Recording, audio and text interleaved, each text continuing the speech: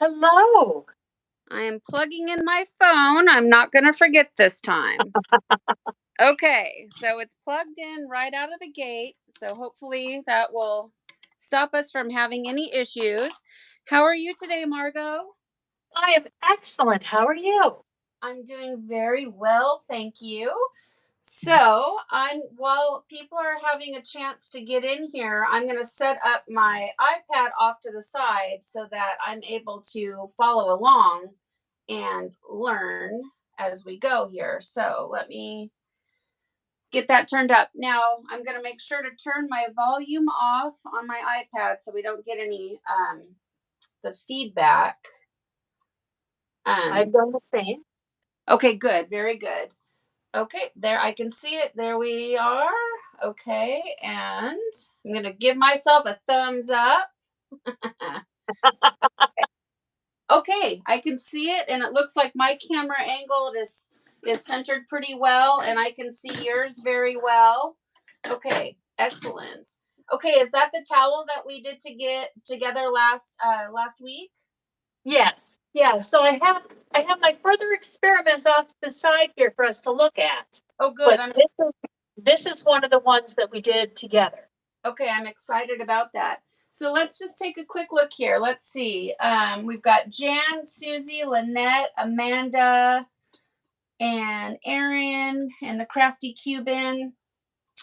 Okay, so yes, Amanda. So to keep chat current, they're up at the top, or I don't know where it's orientated on your stuff, everybody, but on mine it looks like a 3-line little arrow, and if you click on that, you can set it to top messages or all messages, and I recommend setting it to all messages because it keeps the chat current. Okay. All right. So your towel looks beautiful. I love that. Here, I'll pull out my towel since you've got your big one out first. I'll grab one of mine too. I'll put that down. All right. Let's see here. You've got yours just folded in half. Okay. They're bigger than the table, so it's hard to showcase the whole thing all at once. So I sure had a lot of fun last week, and I'm really happy with the way mine turned out for a very first try. It's beautiful. Mine seems so much bigger than yours on the table. I don't know. I guess maybe it's just because my table is, or it's, I don't know, the other way view wise. I just feel like these things are enormous. What colors did you end up using? Gosh, what did I use? Is there spicy plum in there? I feel like I used Stormy Sky, or was it Strawberry Sky, Spicy Plum? You know what? I don't even remember now. What did I use? Beautiful. Thank you. The magenta in here, I'm really happy with. But down here, at the bottom where there's the less saturation, this to me looks like Strawberry Sky, but it could also be Stormy Sky. So I don't remember. Amanda, do you remember what I used on this? Because I just don't remember. What did you use on yours? I used, let's see, there was Cosmic Energy, which is the more bluish purple. And then there was Black Magic from Happy Cat. And then the really bright blue is my Blues Clues blend. I do love your Blues Clues blend. You showed me that shirt that you did. It's very pretty.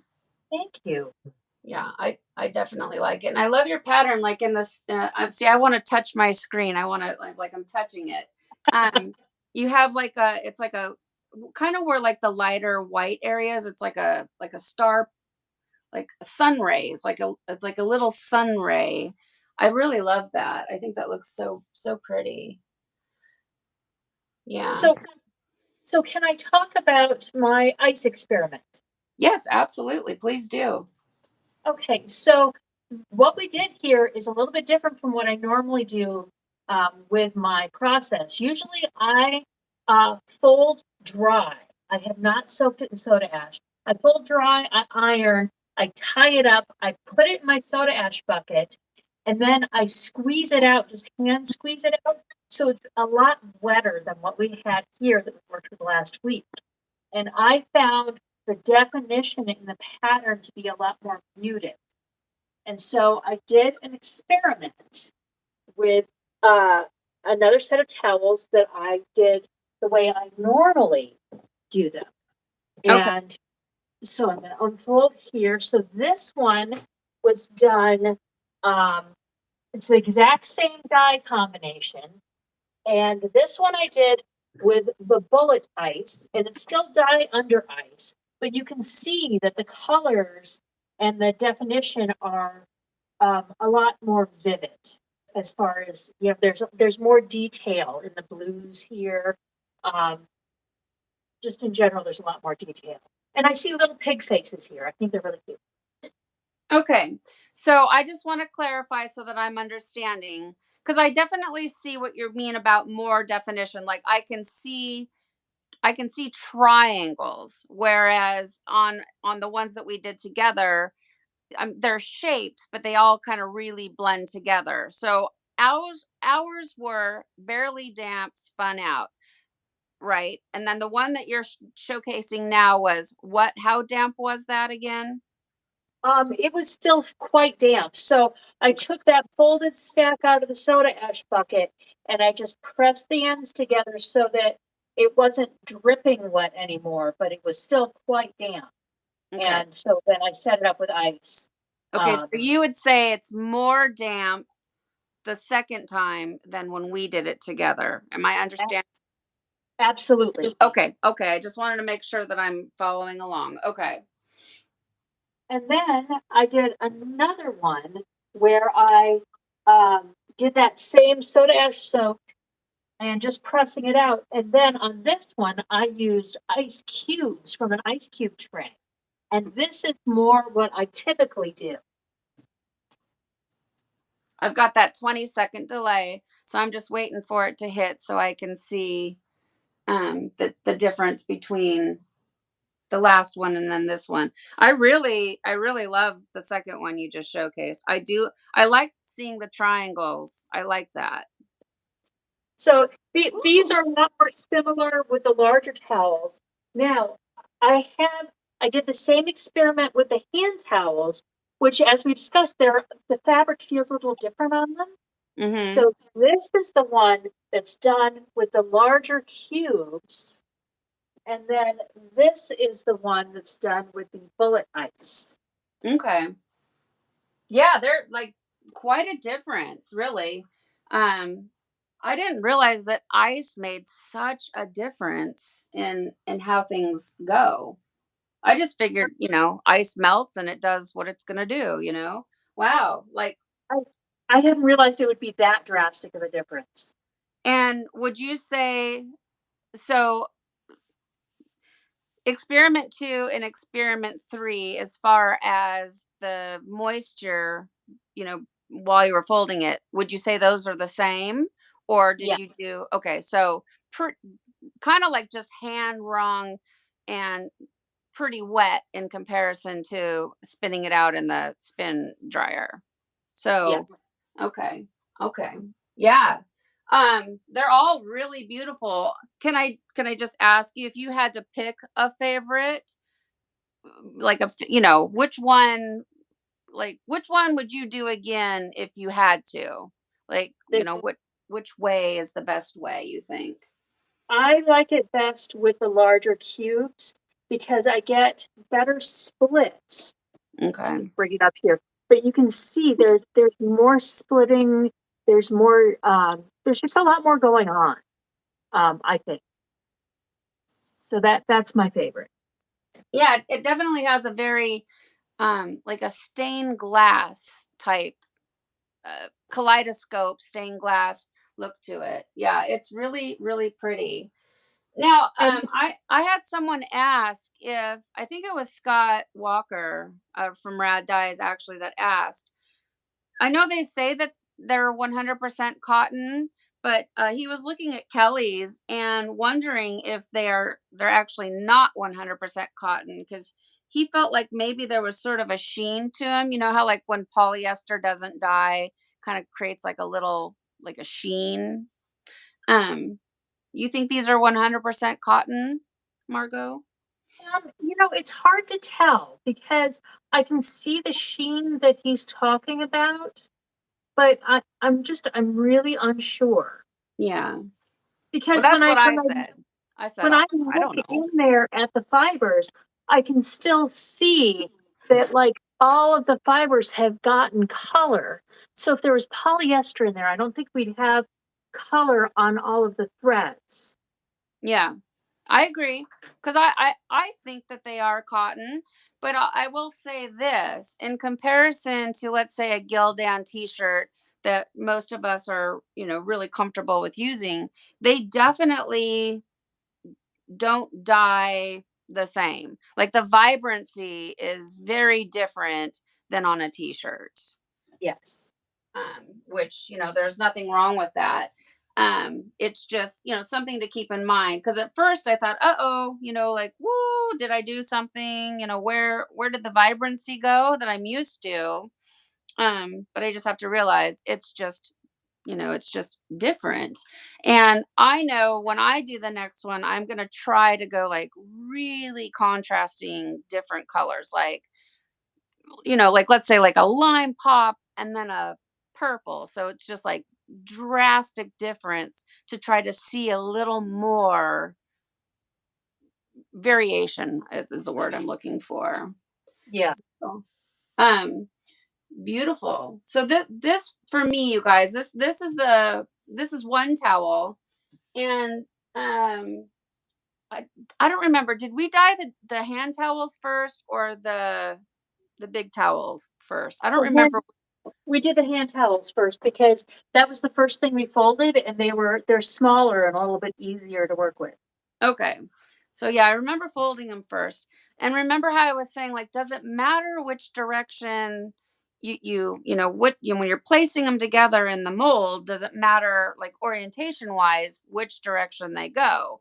And now I don't remember which one it was, but I tried to pay attention between the first set and the second set. I'm going to bring out the second large towel now, which it's the same thing, same colors, same everything, but it does look a little bit different, especially just right in the center, like where it's folded in half. This one looks a little more round in the very center pattern than the one I just had on the table, which I'll try to lay it out too so you can see the difference. And they were folded exactly the same. Just I think the orientation of where it was sitting in the ice barrier. Let's see. So like on this one I have now on the table, the very center has a much more circular type shape, which Yes. is super cool, and I think it's really pretty. And I'm actually enjoying the white space on mine. Up close it's more like lavender colored, but having that undersaturation right there really helps the pattern pop out. So I definitely like that. So that's the very center where it's folded in half. And then you can see on this one, it's also circular, but the dye is darker. Like my dye placement was different on this one. And we got to give it that 20 seconds. I'm really happy with both, but they're different. Same colors, same everything, just different. Let's see. There we go. So as you can see here, the one had a very circular pattern with the bright pink, and the circular pattern on this one is more of the dark color.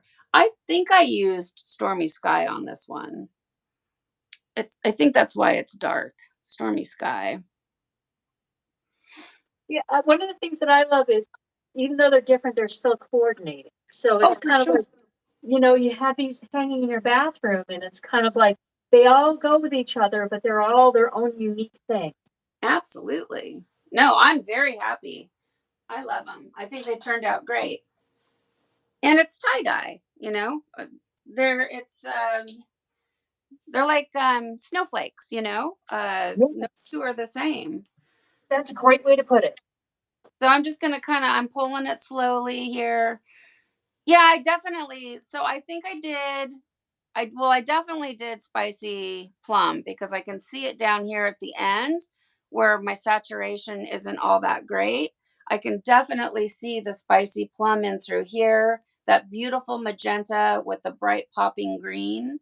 Oh, I think I did spicy plum and mom jeans. It was like mom jeans or something like that. It's something denim colored. Yeah.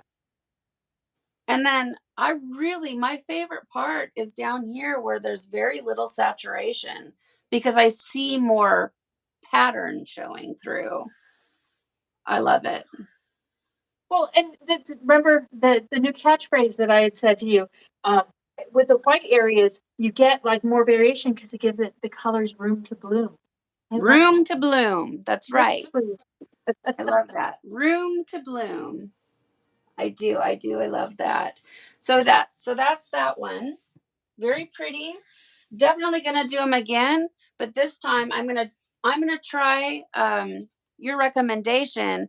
Instead of using my Panda spin dryer, I'm gonna hand wring them because there's no way I can wring them out tight enough to get them as dry. So,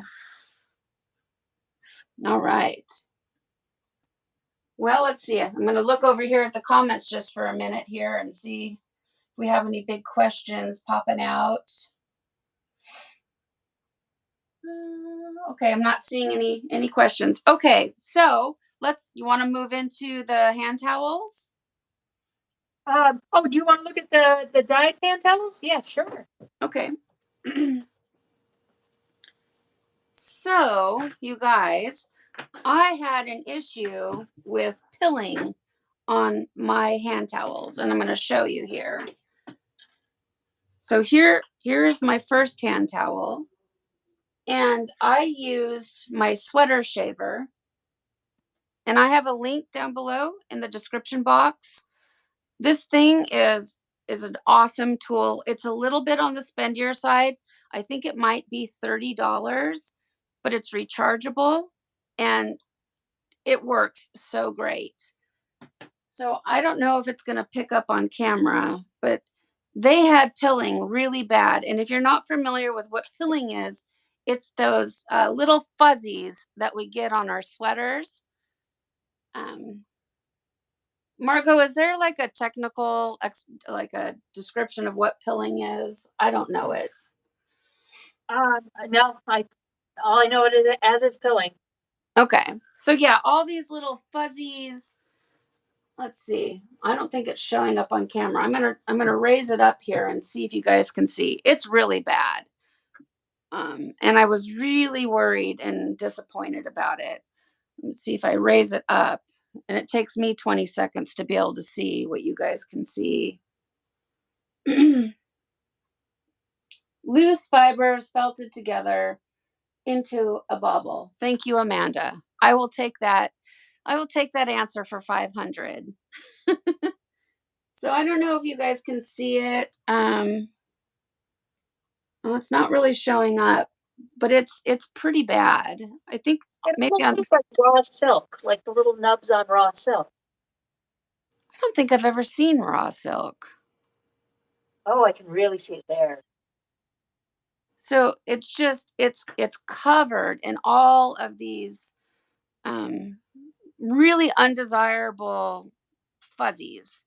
And my concern is for those of you that ended up getting an order the same time I did, if this is going to happen to you, I don't feel good about that. There's nothing I can do about it, but so I'm just gonna, Margo, while you're talking and demonstrating how yours turned out, I'm gonna show you guys while she's doing that just a little bit about how this sweater shaver takes care of it in like minutes. Yeah, I didn't get any pilling on mine, but I ordered mine at least a month, maybe 2 months before the rest of you got yours. So I think mine were a different batch of towels because I didn't get pilling on any of mine. Um, so this was one of the ones that I did with that live stream. So you can see it's very dark and muted. And I think what's happening here is because they were spun out, those fibers were really thirsty and just soaked in that dye. Like as soon as it struck, it like soaked it right in. And Yeah. so it's a lot more muted. But with the ice and with them being more damp, I think that it gave that dye a bit more of a chance to flow through and get a softer effect. Like Yeah. the extra moisture in it acted as a bit of a resist, I think. Yeah, I see it because there's more definition on the second one that was more damp. I can see more of the pattern. Yeah, so this was the second one, and this was with the bullet ice, and then this was the third one that had the cube ice, and it has even more definition, I think. See, this is still Oh even a yeah. little muted here, but then you can see all of the different. Oh, I love that one. I love Yeah, them all, but on this one, I think I'm liking your cube dice a little bit more. I yes. don't know. I or maybe it's just because there's a little more blue on that one that I'm seeing, or This one ended up with a bit more white space on it too. So the colors had again that room to spread out and do their magic. yeah, I Because think like the black magic there, that did quite a bit of splitting. they turned out really good. I Thank did you. just real quick. I saw a question come through that asked, "What is bullet ice?" Do you want to explain what the bullet ice is? Yes. So bullet ice is coming from I've got a countertop ice maker and it's sort of cup shaped and the ice maker has a little finger that comes down that gets cold and then the water flows around it and it builds up the ice around it and makes this little cup. And so it's got a hole in it. And I've gotten some beautiful flows from the bullet ice. Sometimes the way it melts, it'll look like flowers. It can do some really cool stuff. But with this, I think that the cube ice and the shape of the cube ice being in contact with it and the melt water coming off at an angle, so like there was stronger flow in some places and slower flow in others, I think that's what helped create this effect.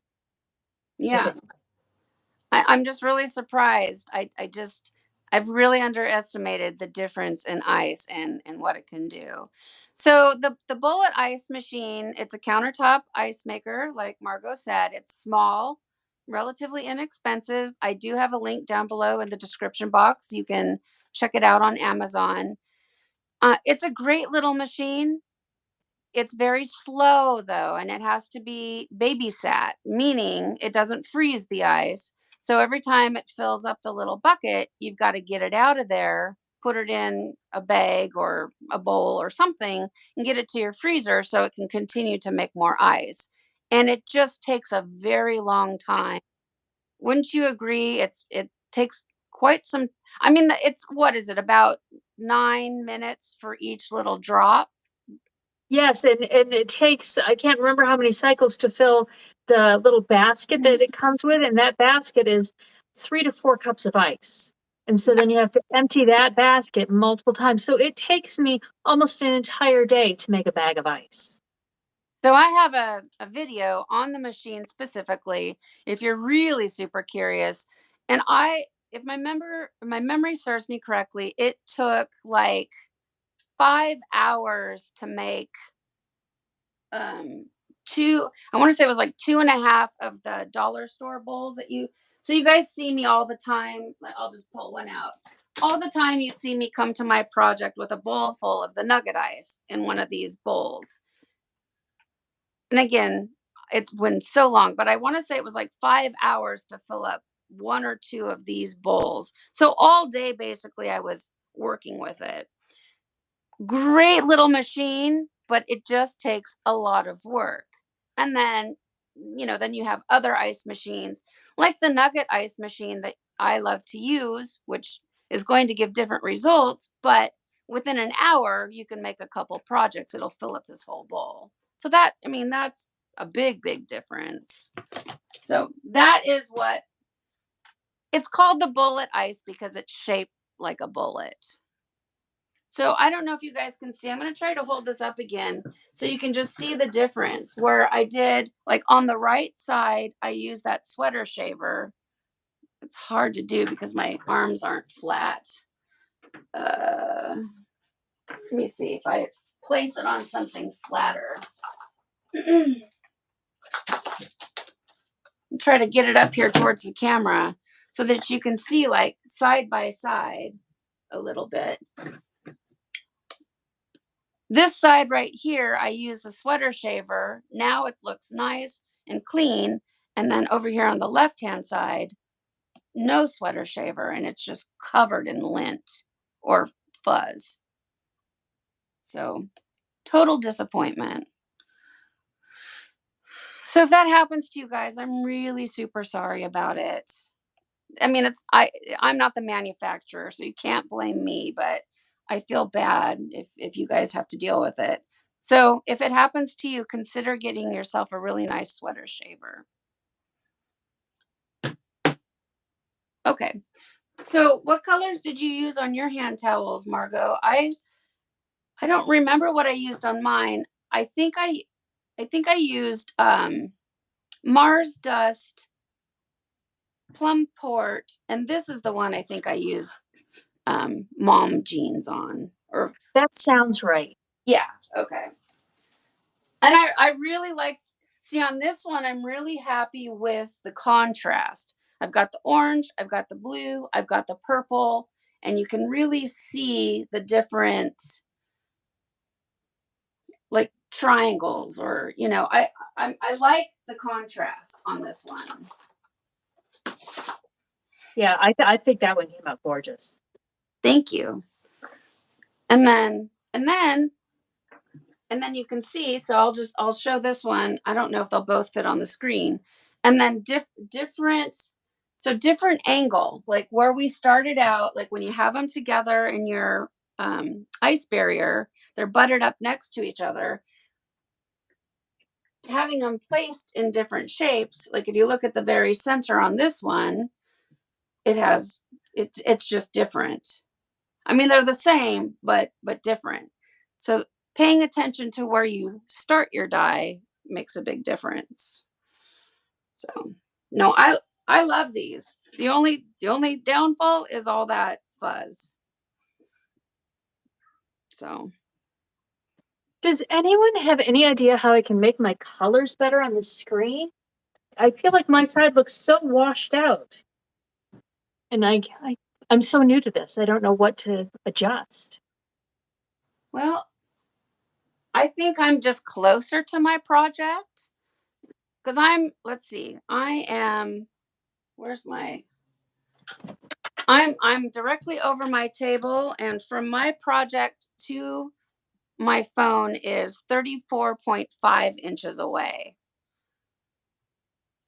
But I mean, I think our setup is the same as far as like lighting goes, right? Do you have a ring light? And I think maybe. Right, yeah, I have a ring light and I have a couple of overhead lights on too. Yeah, I've got a ring light, and then I've got like a shop light, just regular overhead lighting. If anything, I think that's just what it is I'm maybe closer, or maybe you have better lighting than I do. It's kind of dark in here. Let me try that. See if that helps. Does that look a little more vivid? Let's see. Well, you definitely are closer. There we go. Yeah, I think that helps. I think having it a little bit closer, we're able to see a little more detail. But, where you were was fine. Make sure that you're still able to work comfortably, though, so you're not like crashing in. Oh yeah, no, I've got plenty of room. This is still slightly above my head. Okay, so Art Dice says too much light. Maybe it's too bright. Oh, well, let me try turning this off over here. Because like I said, I have a lot of natural light coming in, but it's a very rainy, gloomy Oregon day today. So it's kind of dark. And all I've got here is my trusty little ring light and then what's up above me. So, okay. And then, yeah, I just shut off my overhead lights. could also be the black table. Could be Oh, yes. because I know when I was using my black table, it was really making my photography look terrible. Like it was washing my purple out really bad. So, This makes a difference. but I mean, for what we're doing today, like for folding and all of that. Um, I think, yeah, I think it is. I think it just could be the lighting, really. Well, I just want people to be able to see what I'm doing. Well, no, 100%. I want them to be able to see too. So, yeah, the consensus is maybe the lighting with a black table. I just love that. I just love that stained glass look. It's so pretty. I'm definitely excited to do more. So Margo and I were talking, and she asked if I had notified the Turkish dowry. I'm going to do my other set of towels, and I'm just going to see what happens. I mean, could it have possibly been my error that maybe I did something wrong? I don't think so, but if this happens again, and if it happens to you, you guys, I think it's a good idea to reach out to her because she may not know if she's using a different distributor for her materials. Um, she needs to know that maybe she's not getting the same quality um, fabric from batch to batch. So. Did you guys all see? I posted on Facebook a link to get that mat that Margo uses, the mat and the wheel cutter and everything like that.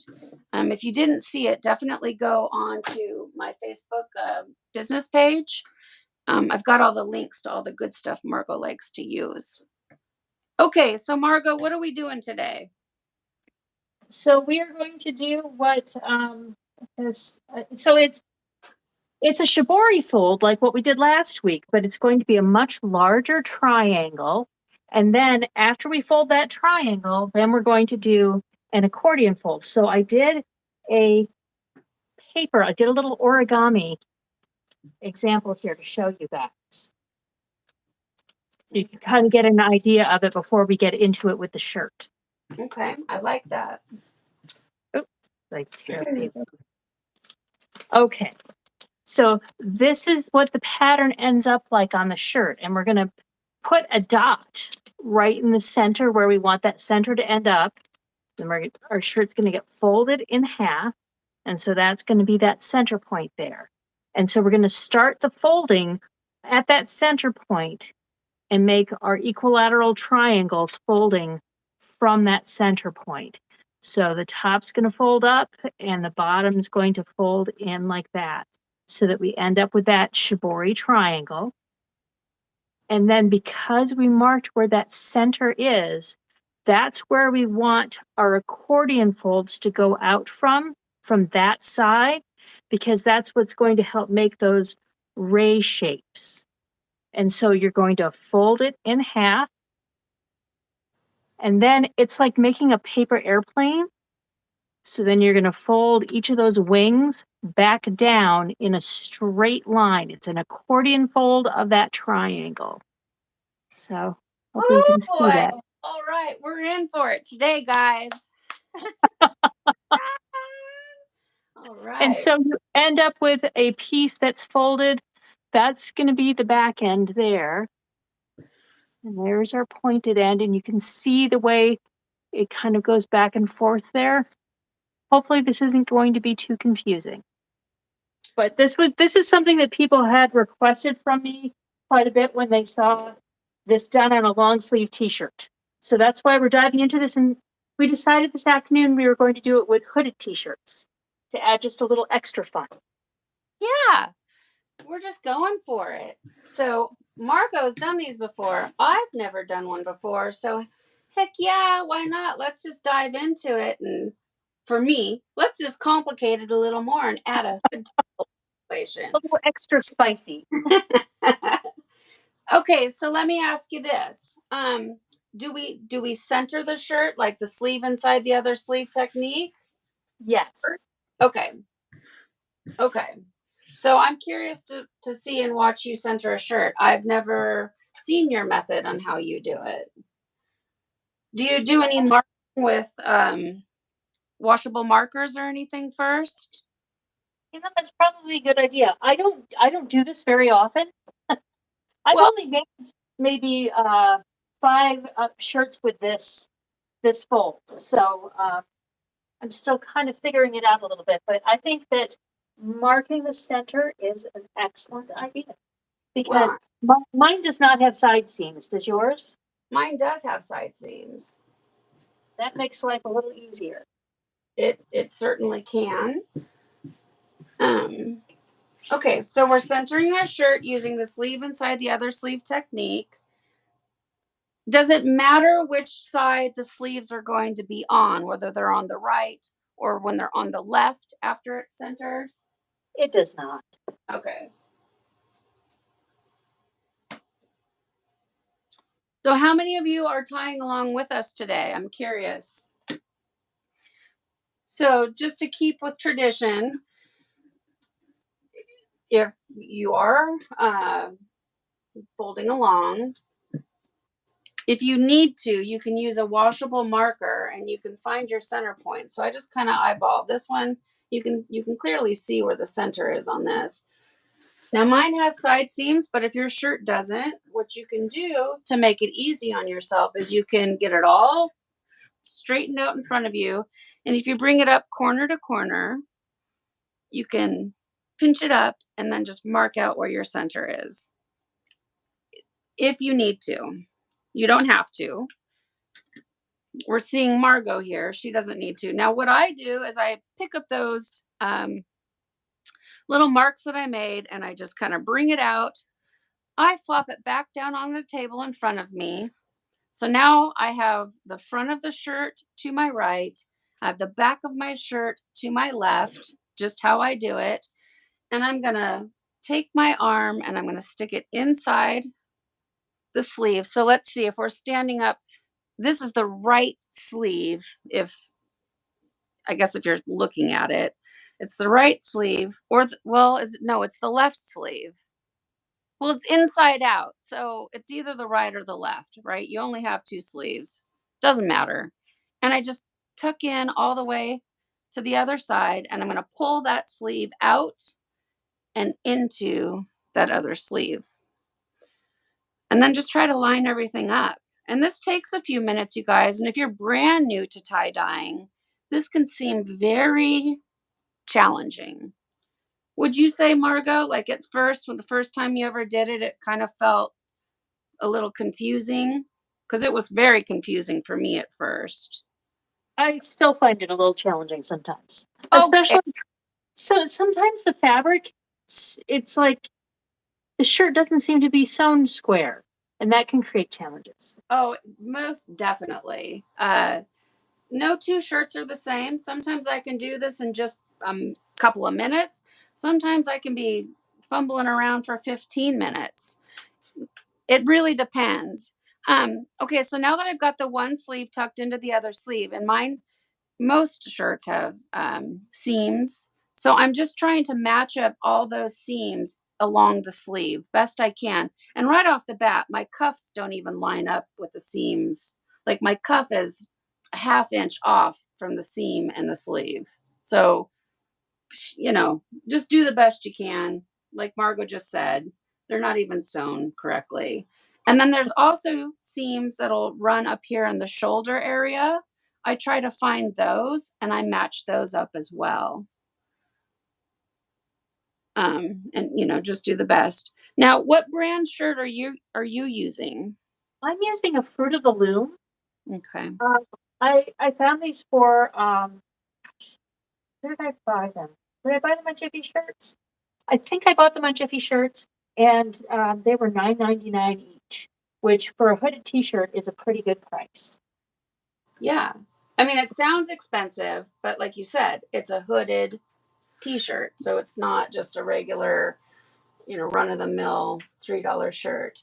I'm using Bella Canvas Heirloom Jersey. And for those of you that have been following along on the channel, you might remember from last summer how much I personally do not like Bella Canvas Heirloom Jersey shirts. I just don't feel like I don't feel like the dye flows as well, or it's not as vibrant as what I'm used to with the Gildan. But this is what I have, and I need to use them up. So this is what we're doing. If you guys have ever done like the what are they called? They're from Dharma, and they're the jersey skirts. They fold down at the top. They're super cool. This is what the material feels like. I can't think of the maxi skirts. Have you ever made a maxi skirt from Dharma? I have not. Yeah, they're really, really popular, especially in the summertime, like for festival wear. People love them. And they dye really well, but they're really kind of like springy, like elastic feeling. And they can be kind of challenging to pleat because they're soft style and springy. And this one is super soft style. Like it is so, I'm having a hard time just getting things to lay down right. So, okay. Well, and then the hood is its own little challenge here. Oh, yeah. That's true. 100%. And mine's really, oh, yeah. Mine's like super wrinkly from the panda. So it's like super wrinkly. And so for the hood, I'm going to try to just get it all kind of like the front part of the hoodie. I don't know if this is right or wrong, but I'm just, I'm trying to line up the edges on that and just sort of, make the seam around the hoodie and everything just line up, kind of get it smoothed out best I can. And how I'm going to incorporate it into the rest of the shirt, no clue. But for now, I'm just trying to get it all. Well, that's where I was talking to you earlier about folding it underneath, because I want to prevent, we're going to have the dye on this part of the shirt first, and I don't want to have the sleeve and the hood interfere with the layers of dye making it through the front. So we want the front to be the best part of the shirt. Yes, I 100% agree with that. Like I was saying, when I'm wearing a shirt, I can't see my back. So as long as I can pass by a mirror and I like what I see in the front, I don't really care what's going on in the back. When you walk up to somebody and shake their hand, they don't know what's going on in the back either. So you want all the good parts to be facing forward best you can. Oh boy, I think in the future when I make these, I might just do some spirals. I have a whole bunch of them to do. I mean, I'll do other things, but just to save myself like massive stress, you just grab it, spiral it. Doesn't really matter where anything's at. It just sort of whatever. This material is so soft.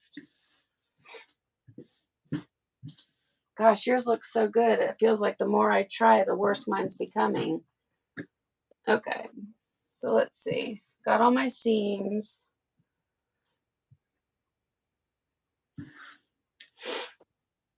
Come on, hood. So now, okay, so I had the hood all good. And if you can see here on my hood, you guys, so here's the hood. And the way it's lining up with the centering of it in the front part of the shirt, it actually folded my hood in half.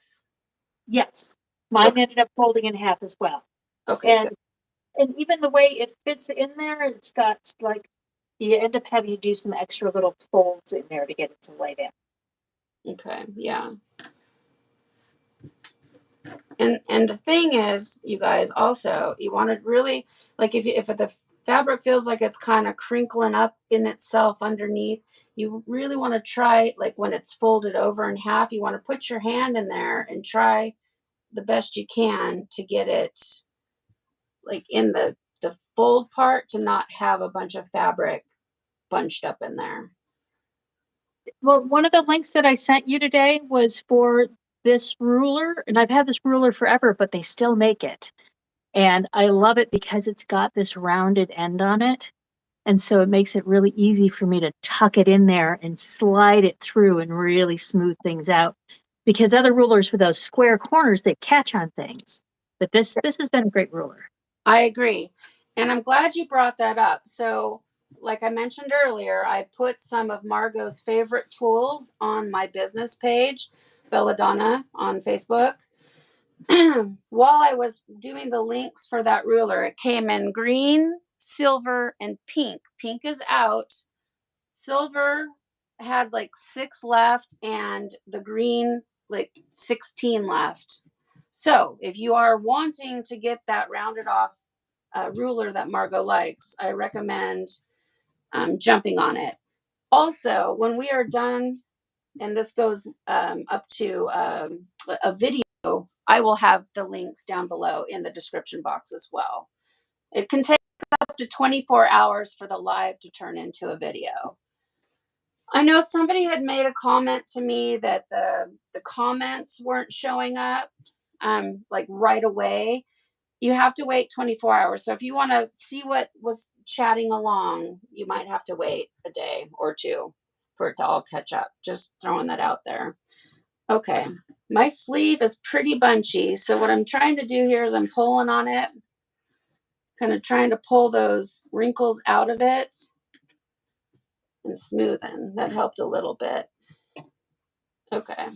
I did not Yeah. get my sleeve perfectly flat, but with the nature of the accordion fold and with it being at the bottom of the stack, I'm going to call my sleeve good enough. Okay. Good enough. I'm down with it. I'm real close. I'm right behind you. I think mine is right there at pretty much good enough on the whole thing. Just do some last. If I kind of find like if I sort of like pull it a little bit like this, it can kind of help. If there's any of those big wrinkles up underneath, it'll kind of help a little bit. Like right here, I feel a pretty big wrinkle right in the seam. Okay. Yeah, I don't think I'm going to be able to get it really any better than this. Okay. So the Okay. next thing we want to do is we want to figure out where we want the center of that burst to be. And let me just grab the shirt I did yesterday as an example. Oh, that thing is beautiful. Whoa. Thank So that Strawberry Skies, I love this dye. It's one of the Happy Cat dyes, and oh, I mean, look at some of the details in the flow. There's really cool stuff going on. I know Scott Walker likes to use this dye a lot too. I have a shirt by him that was made in Strawberry Skies. But Yes. anyway, He does. And Greg uses, oh, everybody uses it a lot, but YouTube videos, if you want to, I've done it like 3 times. If you want to see some videos, you can go to Goyo's Garden and Tie-Dye. Greg just did a couple sets of scrunch dyes that are absolutely amazing with Amanda Angel's Happy Cat Strawberry Skies. But look at that. Look how beautiful that is. It's like a starfish. yeah, it's Or, definitely well, different from just a regular center fan fold. yeah. I mean, it's like not a starfish, but it's like a cosmic starfish. Okay, so the next thing we want to do is we want to figure out where we want that center to be. And so what I usually do is I take a little tape measure and I'm just going to find that hollow in my neck and I'm just going to measure down to where I think I want that center burst to be. So, Okay, so the hollow in your neck, so that the center point. Okay. and I'm going to put mine down about 10 inches down. And Okay. I think this one might be a little bit higher than that, but this shirt that I did yesterday, it's a V-neck and it's got kind of a low scoop on it. Whereas this shirt that we're doing is a hoodie, so that's going to be right up high. Okay, yes. Okay, so I can see it now. Okay. Oh, I need to get one of those fabric measurers. So for me, how I typically will gauge is like I find the underarm and I usually come down a couple inches because you guys, for you, those of you that watch my channel a lot, you've heard me say this over and over again. When putting like a center pattern, you don't want to put it so low down on like, especially for, well, I was gonna say, especially for women, you don't want to have it like right on top of your belly button because it's just gonna draw all the attention to our tummy. And most of the time, we're trying to like make people not look at our stomachs, right? Um, or what you can do is you can fold up from the top to the bottom and just sort of see like where, like the bottom up to the shoulder, and this is like direct sort of center, which is, well, I don't know, about 4 inches down. So I'll find that center point and then I come up a couple of inches. That usually will take care of having it too low. Just tips and tricks that help me out. I don't know if it'll help you guys, but it helps me. Okay, so decide where you want the center point to be. Margo, you said you came down from the neck, what, about 10 inches? Is that what you said? I did, and it was funny because then I took my ruler and I came across from that underarm, and that point I came up with is 1.5 inches below that underarm point. So we ended up right in the same area. Okay, so both methods work. So at 10 inches for me, roughly, is, I'm going to draw my little, I'll put the ruler here so you guys can see. That's about 2 inches down from the underarm. So both ways work. So as long as you're just, halfway. Okay. All right. Okay. So here's the difference right off the bat. Margot's sleeves are off to the right. Mine are off to the left. And she says it doesn't matter. And my experience is it typically doesn't matter either. Probably the thing to just pay attention to, though, is orientate yourself to know where the front side of your shirt is. Yes. Know that this right here is like my front side is on top and the back of my shirt is on the bottom. Okay. Oh, you got that fancy tool. Now I don't have one of those. This tool that Margo is using, I will put in the link in the description box. And I also I think I put one in the event. It's somewhere, but I will definitely put it in the description box, you guys. Okay, I want to see how this thing works. Well, because the other thing you can do is there's that 60, 60, 60 little template, and you can use that to draw the lines on either side, and you'll end up with 3 triangles that are 60 degrees each. So my printer is out of ink, you guys. So I had to make my own. I made a triangle. My triangle, every side is 5 inches. So my triangle is 5 inches, 5 inches, 5 inches. That's what Margo suggested that I should make. And it's not 100% perfect, but it's pretty darn close. Okay, so I only have my triangle, Margo. How should I place it on my shirt? So you're going to place one point right on that mark that you made. Okay, I didn't mark. Place that bottom edge right along that center front fold, and that's going to give you your 60 degree, and then you can mark the line. Okay, so I just marked it with a pen. Now, I'm sorry, I was trying to measure mine out again. So I'm watching. So put the flat side against that. At the bottom of the triangle, then? I'll let the 20 seconds catch up so you can see, make sure I put it in the right spot. Yes, that looks correct. Okay. And then you're going to draw a line from the center point coming out along the edge of the triangle. Okay, I'm going to watch what you do.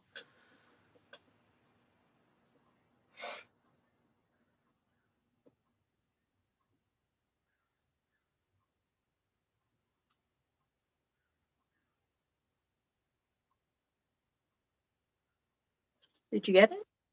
Well, I can't see. Did you draw a line already? I did. Oh, okay. So trace the bottom of it. Okay. And then you're going to come down below that center point dot and place that triangle down along the front fold. And then you'll draw another line coming from that center point out. And that's going to give you your angles. Okay. So I see your first line. I got mine on. Okay. So, okay. And then bring it down flat again.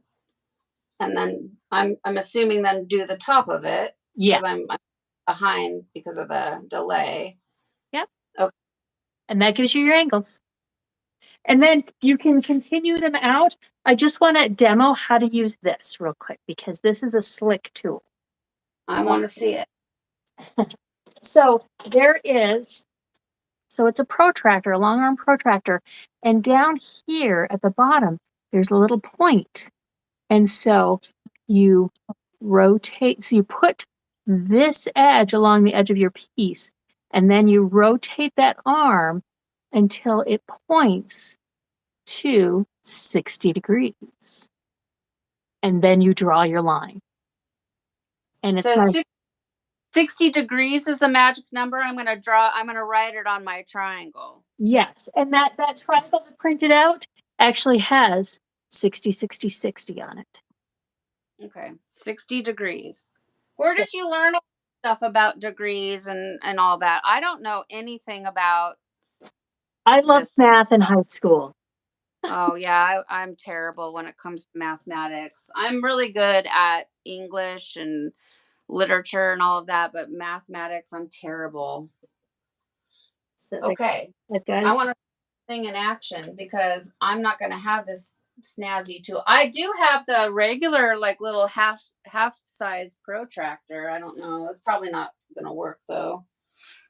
I don't even understand how to use that thing. I just use it as a measuring tool. Angle mentions, and then there are numbers on the other side, so I can just rotate it over until I hit 60 degrees on my other side. And then I put it down. Angle.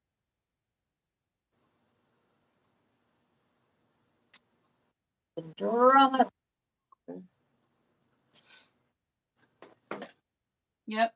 Okay. Yep. I see. Oh, it's okay. Down at the bottom there, I see the 60 degrees. Okay. So I need to make my pink line go longer then. Is that what you're showing me here?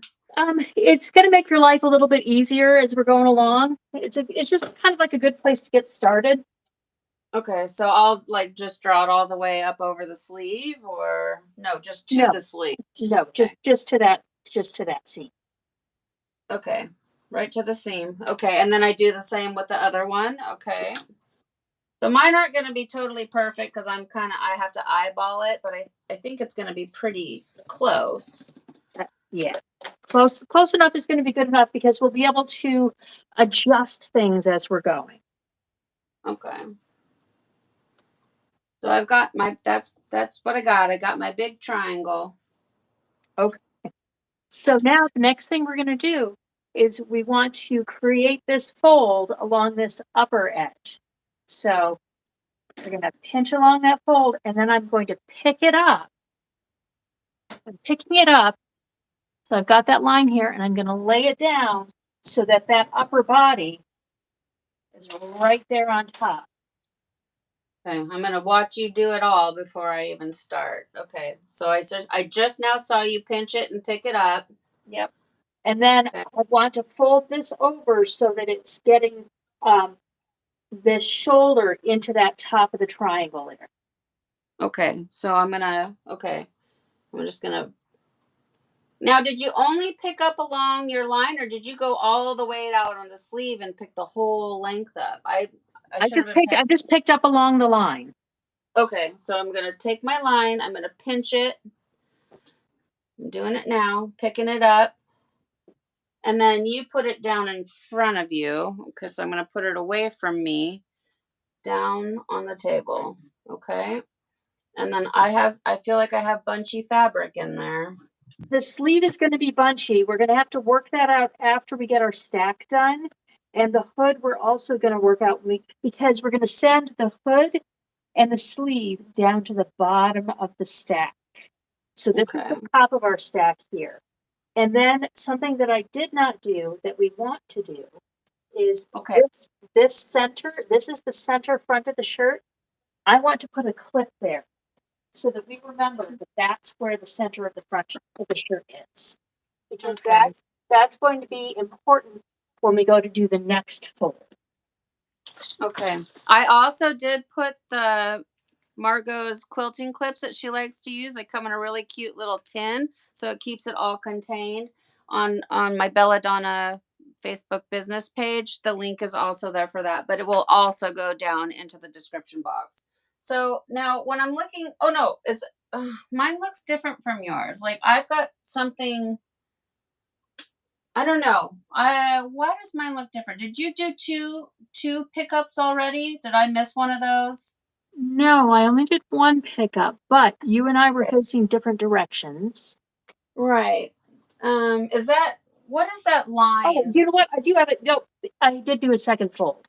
So I had Okay. folded, then I had folded this over, and I think you might have still been working on the I, first fold. yeah, because of the delay, I didn't see that second fold. So what do I just now do I fold the whole thing backwards or do I pick it up? So you set it down with the top down, right? Let's see. Oh, I don't know. Yeah, because when I watched you do it, you picked it up and you put that line towards the top of your table, and I thought that's what I did. But now, No, oh darn it. you've got the top underneath. So just pick up the whole thing and flip it over, because you've got this. This is the. I'm pointing at the camera. That you can't see me pointing at the camera. Sorry. I know. I'm like, okay. So like just pick it all the way up and let's Yeah. see. Okay. Now we'll wait a second here and see if that looks because I still only have the Yeah. one that I did and see if that looks. But now I can't see the line that I just drew on. Is that right? I should be able to see That's it. okay, because right now we're just dealing with the upper part of it. Okay. Okay. So now we've got the hood here, and we've got the sleeve here, and the sleeve seems all wonky and stuff, but we're going to work that out afterwards. Okay. And now we want to see there's this edge here underneath, and that's what we want to fold back along, because that makes our triangle. I just wanna confirm. You only have picked it up off the table just the one time, right? You Correct. didn't. Okay. Okay. And then put the clip to remember where our center point is. Okay. And then I'm taking it's that shoulder here, and I'm folding it back onto the top of the triangle. Okay. How far in on top of the triangle? Until it comes to that edge of the side of the shirt, because that's the outside edge of that triangle. Oh, I'm all twisted around backwards. Maybe because our sleeves were going the opposite direction. Now I'm like super confused because I feel like mine is. I can see the. I feel like I'm working on the back of my shirt now more than the top of my shirt, like I should be. You know what I mean? I do know what you mean. But we're still going to have those top. It's still going to come through the top of the shirt. It's all going to work out because the shirt goes back and forth as far as what's the front and what's the back. So it all still works out okay. Okay. Okay. So pick up. Okay. Can you fold it back just one more time so I can see that shoulder thing you just did? Okay. So we've got our sleeve. The sleeve is kind of folded under here. And this is the shoulder seam here. Got the hood here. And right here, this is that center fold in the front of the shirt. And this is the outer edge of the fold of the shirt. Oh, I'm sorry. I'm just curious if I flip it back over. This is the side. I'm sorry. This is the side of the shirt. This is your underarm here. This is the center front of the shirt. And so. I mean, in theory, because we start, we should be backwards because I know some people do definitely have their shirt with the sleeves going the other direction, you know? So I did the first one over and then now you've got that shoulder and how far do I take it to that line that I drew on? Is that where I'm folding the shoulder back to? I'm not understanding. The shoulders, so right here underneath here this is that side edge of the shirt, and that completes our triangle, right? So here's the triangle. So we're folding back to meet what is underneath here, this edge. So we're folding back just to that point.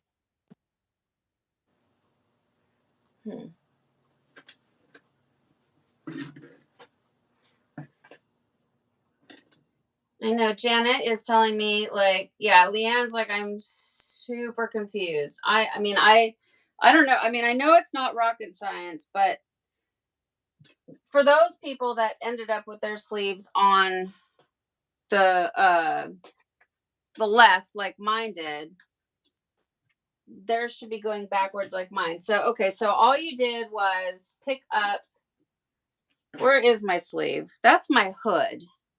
Yeah, your sleeve is going off to the top there. Okay, so my sleeve is off to the top. So just fold it in. Did your hood go in with it as well?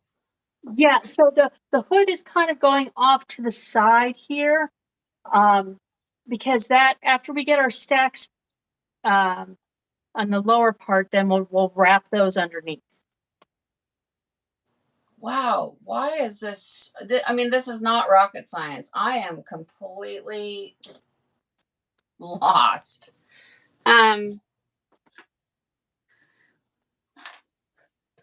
as much as I don't want to, I feel like I need to switch my sleeves to the other side, and everybody else does too, because it's so backwards looking. And then with that, it'll be easier if I flip to the other side, I think, than having everybody else flip. Okay. I mean, I'll let you. Yeah. I mean, I'm sorry. It's just because it looks so. I mean, on camera it's looking the same, but it is not at all working out the same because what I've got on the underneath is so different from what you've got on the underneath. Like my sleeve is down at the bottom of the table. Your sleeve is at the top of the table. You know what I mean? Okay, so now I have my sleeve at the bottom of the table and my hood is off to the left. Is that how you started off? Yes? Yeah. Yeah, my sleeve is off. My sleeve, exactly. So, okay. And here. I'm just going to start over. I mean, I'm not going to start over. I'm going to open it up. My sleeve is to the left. The only difference is now, well, I mean, I don't know. The top of my shirt is on the top of the table, and my back of my shirt is against the table. And now you, because you've switched yours around, the back of your shirt is up and the top is against the table. correct. But, I mean, in theory, that really shouldn't matter. It shouldn't matter. It's not going to matter because of the way the folds go back and forth. Back and forth. So the layers just end up doing that. Right. Because if it was a different type of pattern where it didn't go back and forth, it maybe could matter for saturation. Because, anyways, that's for another video for me to explain saturation issues. But okay, now, okay. So now I'm going to. Margo and I have our sleeves are going the same direction. Hopefully, I can figure this out now. Okay, so Margo, do you need to do your lines again? I mean, to help so people can visually see if they're following. That's a good idea. Okay. Where's my marker? I know it's gonna be okay. I'm not losing it either, but okay, I'm glad I'm not alone though. Other people are saying, yeah, they're confused. I know I make everything a lot harder than it needs to be. I have to go grab another marker because I don't know where mine went. I'll be right back. The marker thieves. Okay, let's see. While she's finding a marker, I'm gonna look through the comments here and see if we have any questions. No, Teresa, these are not. Well, mine is not thick. It's and I think Margo's as well. They are t-shirt hoodies, or they're hooded t-shirts, or however you want to say it. They're long sleeved hoodie t-shirts. Let's see. I know mine is upside down. I'm left-handed, you guys. I'm just gonna go with that as my excuse of what my problem is. I'm a lefty, so my brain is operating on the right side today. Oh yeah, Christy said it for me. It's a lefty thing. Okay. Don't give up. Just hold on. Leanne, I mean, just give us a minute to regroup. So, we can tie this up together. Margot's patiently getting herself back in track, and it's only going to take her a moment to do. But yeah, I mean, if you got to go, I totally understand that too. But you're not the only person that's confused. A numero uno right here is totally backwards. So, Okay, so I've got the line redrawn here. So this is that line angling up. So I'm going to pinch that up. okay, And then I'm picking it up and laying it back down with the hood on top. okay. So because of that darn delay, I'm gonna watch. I'm not looking. I'm looking only at you doing it right now. That's all I'm watching. Okay, I see you pinching it.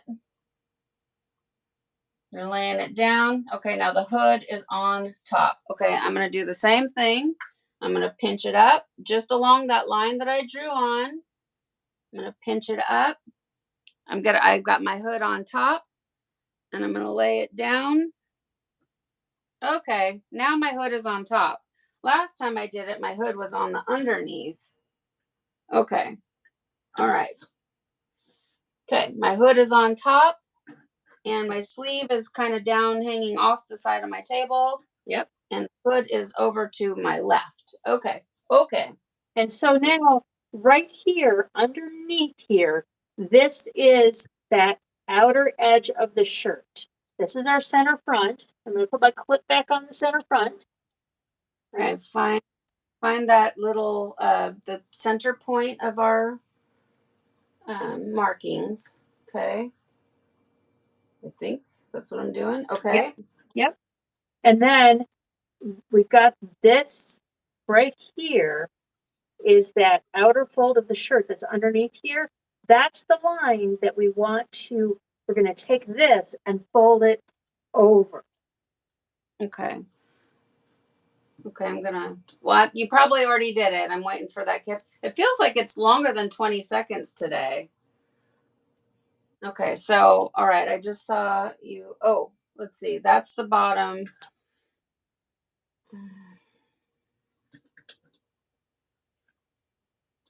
So let's see. Okay, that.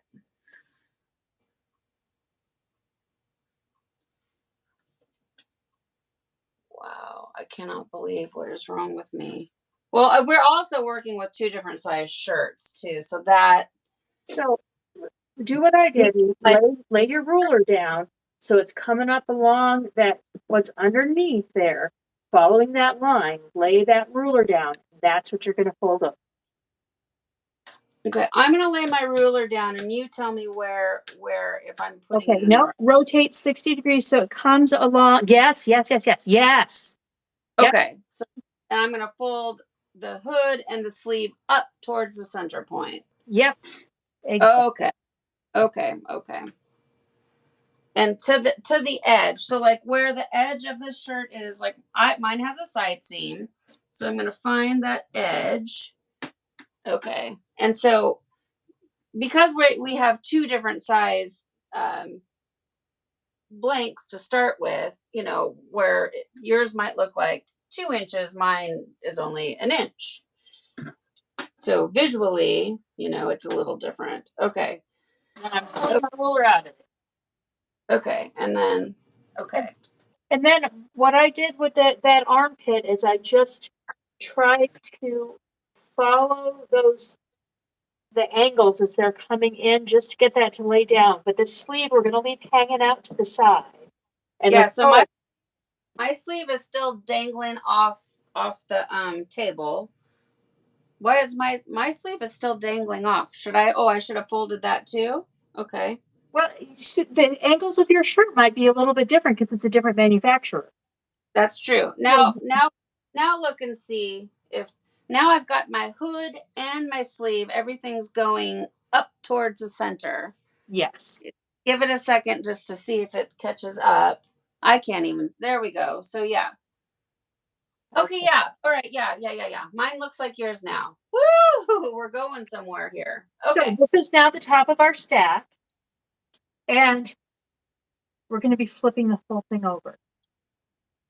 Okay. And now we need to fold the bottom half of the shirt. Okay. Okay. So I'm going to watch you do it. Okay, so I'm going to get a hold of everything here, and then I'm going to flip it away from me.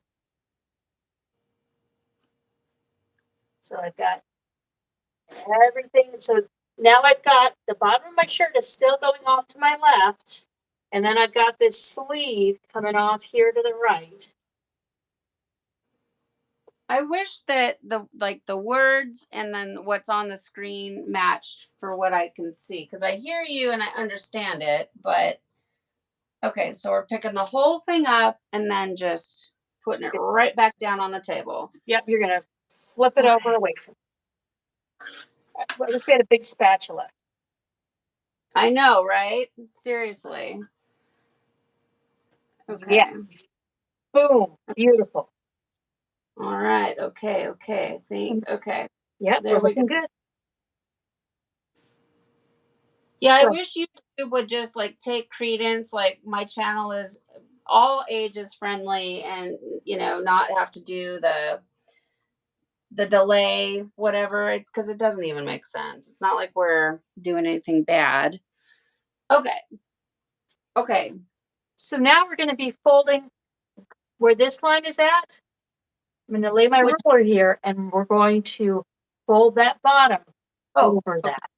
The other line we drew on. Okay. Yes. So I'm going to watch you do it, and then I'm going to do it. And we're just leaving the hood on the table where it's at, because we're going to deal with that after. So the sleeve, right? I just want to make sure, because the hood's to our left, the sleeve is to our right. And we're folding over from that left towards the upper right. Okay, I got to remove my clip so I can put my ruler down. Okay, I'm watching though. Okay, so you just pick that whole bottom, like everything, pick it all up. Yep. Every bit of it. Okay. And that ruler, I'm using the yardstick, and having the yardstick is really helpful because you can pick it all up and let that yardstick help you create that nice, crisp fold over line. Although right there it bunched up. Why are you doing that to me? Okay, so you picked up the hood as well. So flip that hood back over. Oh, so leave the hood down. Okay. So just pick the front and the back of the shirt up. Okay, yes. I got you. Okay, I got it. All right. Oh, and it lined up pretty good with that first line that I drew on. It's not too terribly off. That's good. That's a good sign. Excellent. Okay. And now we're going to lay that ruler down on that far edge of the triangle. I got it. Mine is just a little bit off right here at the fold over. So I'm just using my yardstick to help me, because you want those edges to kind of like the flag fold part. You want that edge to line up pretty good. Okay, I'm going to slide it out. Okay, now what did you just do? Okay, then it's like the bottom of the shirt. I'm going to put my yardstick down and fold that back towards the center, I think. Yes. Okay. All right. Way to complicate things, Stephanie. Okay, now I've got this like little tab of fabric. Should I fold that into the triangle? Yes. Yep, that's going to be the next thing I was going to do is flip that. Oh, okay. There we go. Okay. Now we can fold our sleeve onto this bottom of the stack, and we'll also put our hood in there. Okay, so we're going to start with the sleeve? Yeah, we'll start with the sleeve. It doesn't matter that much, but we'll start with the sleeve. Or what you I was clarifying, but I'll do whatever you think we should do first. Whether it's the hoodie, doesn't matter to me. There we go. I folded the sleeve over onto the stack, and try to get the folds to line up best you can. Okay, I'm gonna have to watch how you did that because mine is not going into a triangle very well. It's like I got this part sticking out here. Let's see. So you just folded it like straight back towards the hood. I did. I was just checking to see if, yeah, it's kind of got to go that way just because of what's happening on the top of the stack there. So Okay, so folding it back towards the body. okay, look at mine, Margo, and tell me because I feel like I've got this whole. I'll put a line on it just so you can see what I'm talking about. I feel like this corner bit doesn't really make any sense into. Okay. So you're, let's see. I wonder if you just need to fold the sleeve in half.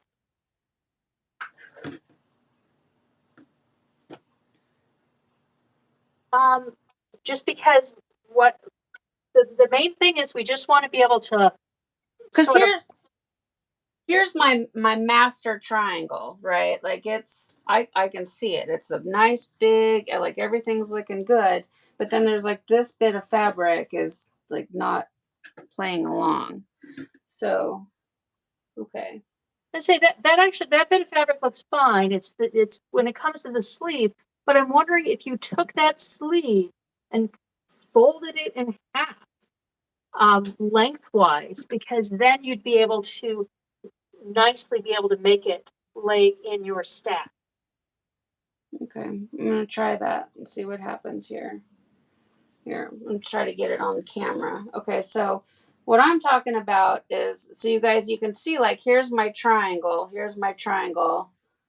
and then there's like this bit here. So Margo's suggesting if I take it and fold it in half like this, and then bring it in like this. Yes.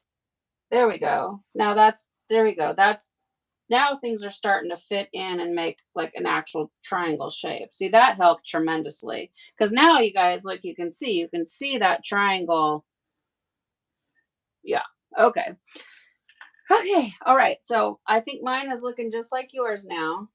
Okay. And then it's going to seem a little weird, but we're going to take that end of the sleeve here and it's going to fold back and it's going to look like it's traveling way off north here. But that's what we need to do to keep that triangle shape there. Okay. So I'm going to watch you fold it back and see which direction you go with it. Okay. So kind of up and back. Yes. Okay. Okay.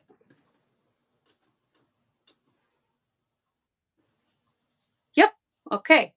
Yep. And then there's Thank again you. that's Oh, just real quick, I don't want to interrupt, but Crystal, thank you very, very much for the super chat, and Liaison, thank you so very much to you guys. That's awesome. Liaison says you deserve a drink. For- okay, all right. So we folded it back and up. Okay. and so now we've got this line here that we're going to fold back towards, and then that puts the end of the sleeve right onto the stack. Okay, like, whoo, that's going to be thick when it comes to dye, but that's okay, but because the cuffs and all of that is a heavier, more material. So, okay. All right, now we've got this hood that we need to just do, treat the same way that we did the sleeve to get it onto the stack. Okay. So I'm gonna watch you do yours, and then I'm gonna It's a follow. little closer here. Hopefully it's a little easier to see. So what I'm going to do is I'm actually going to fold that front in here because, well, let me see what happens here. Oh, it wants to go that way because of the angle of where it's at. Yeah, see, you're having a little bit of material too that's just kind of like poking out. And Okay. And I'm just going to bring it back onto the stack. I'm just following whatever angles it sends me at. Okay. Do you want me to redo that? No, I watched you do it. So Okay. you folded it in, and then you're bringing it like up over the top, and then fold it back in to make the triangle. So I mean, I don't know, something like that. Yeah. So I mean, my triangle is not like like if I measured it out, it's not, you know, each edge is not. Let's see, this edge is about 22. This one's about 14, Curious and to this see. one's I'm about, sure I'm similar here. So I got a you know, it's not perfectly triangular, but it's, it's pretty close. it's And close. then my center point, I lost my center. I put my clip back on there so you guys can see. So if you're folding along, so that's our center where we started, and then all the other good stuff is down. Here's my center, and then everything else is here. This, and just so the people know, I've never done this fold on a hoodie tee like this. This is a lot. There's a lot going on here.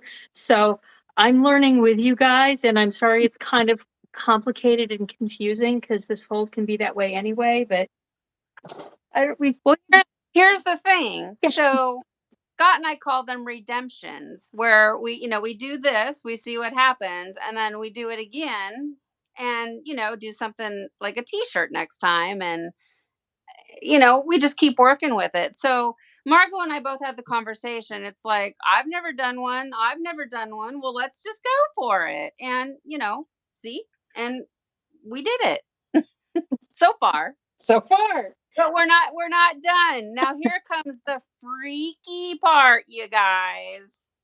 We're going to accordion fold this. But the first thing we need to do is we're going to flip it over. Okay.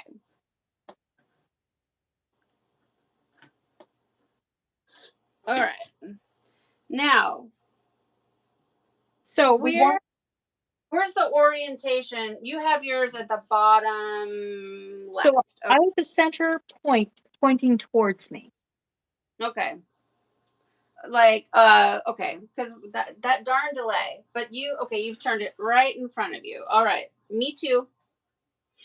Have the point pointing at you. Yep. It's There right we now, go. right there in front of me.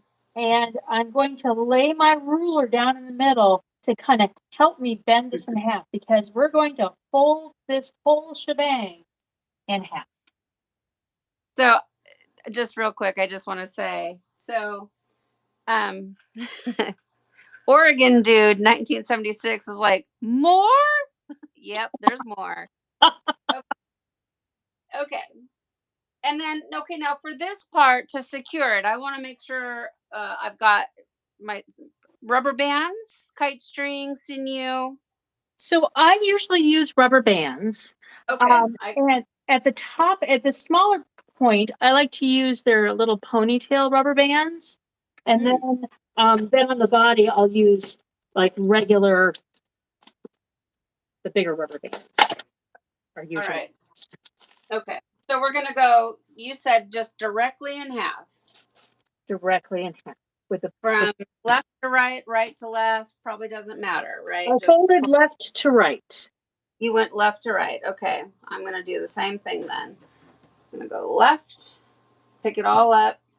Mine has a little bit of hoodie on the top. Yep. Just a little piece there. And I think, I don't know, I could be wrong, but it's probably kind of important to try to get that split down the center so that your airplane fold, like what I called a starfish, has symmetry, right? Like you want to make sure to try to fold that nice in half, I think. Yes. This is Margo's fold. I'm just like saying what I think, but. And then what I do is, as I do each fold of the accordion, I rubber band that fold. So this fold, this is going to be the top part of the fold. So I'm going to put a little rubber band around the tip. Okay. So I'm just watching you. How did you do? You just like regular pleat? Gosh darn that delay. Okay, I'm watching. It hasn't caught up yet. Just slipped a rubber band right over that first couple of Oh, inches. oh, you haven't folded it yet. You just No. are securing it. Okay. I'm securing the half fold. Got it. Okay. Securing that half fold. Okay. My little center got a little bit wonky.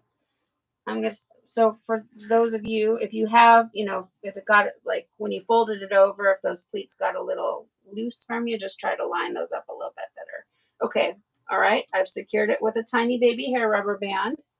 Okay. And now this is where we're going to make it like, you ever make paper airplanes when you were a kid? And so you've got it folded in half, and now we're going to fold those wings down. And I think that we're not going to get, because there's so many layers here, we're not going to get a lot of accordions at this. So we're going to fold that top down here. I'm going to lay my ruler down here so that as it's coming along, it's this fold is going to be parallel to that center fold that we just made. Okay, so we're going to fold back here like that. Thank you, Teresa. She gave us a little what are the super chats? Oh, nice. Okay. All right. So you folded it. Okay, you put your ruler down on that center point.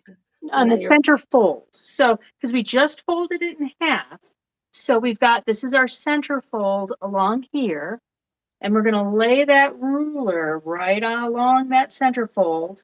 And we're going to fold that wing back down over the ruler so that that first pleat is an even width coming all the way. Okay. Just like a paper airplane. Just like a paper airplane. Just that first top layer, right? Not both layers, just the top. Right. Like the, okay, yeah. Okay. Yep. Right. Okay. Ooh, this is where it gets freaky. Okay. And it's not tapering down to the point. So no, just to the rubber band, right? Well, so this is what mine looks like now. Okay. I'm bringing it up to the camera.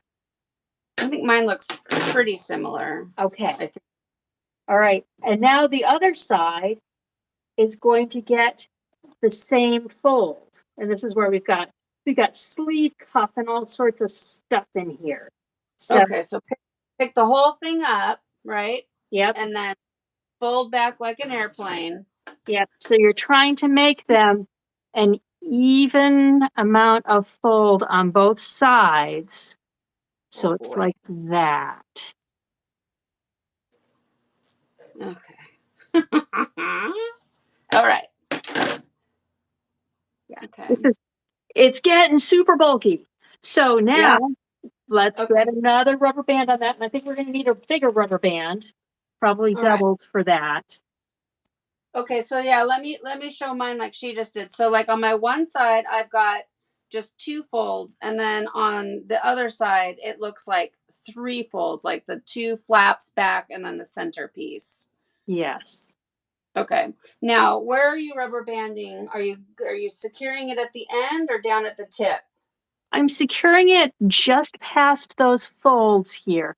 So I'm holding it up by the camera so you can see a little bit better. Okay.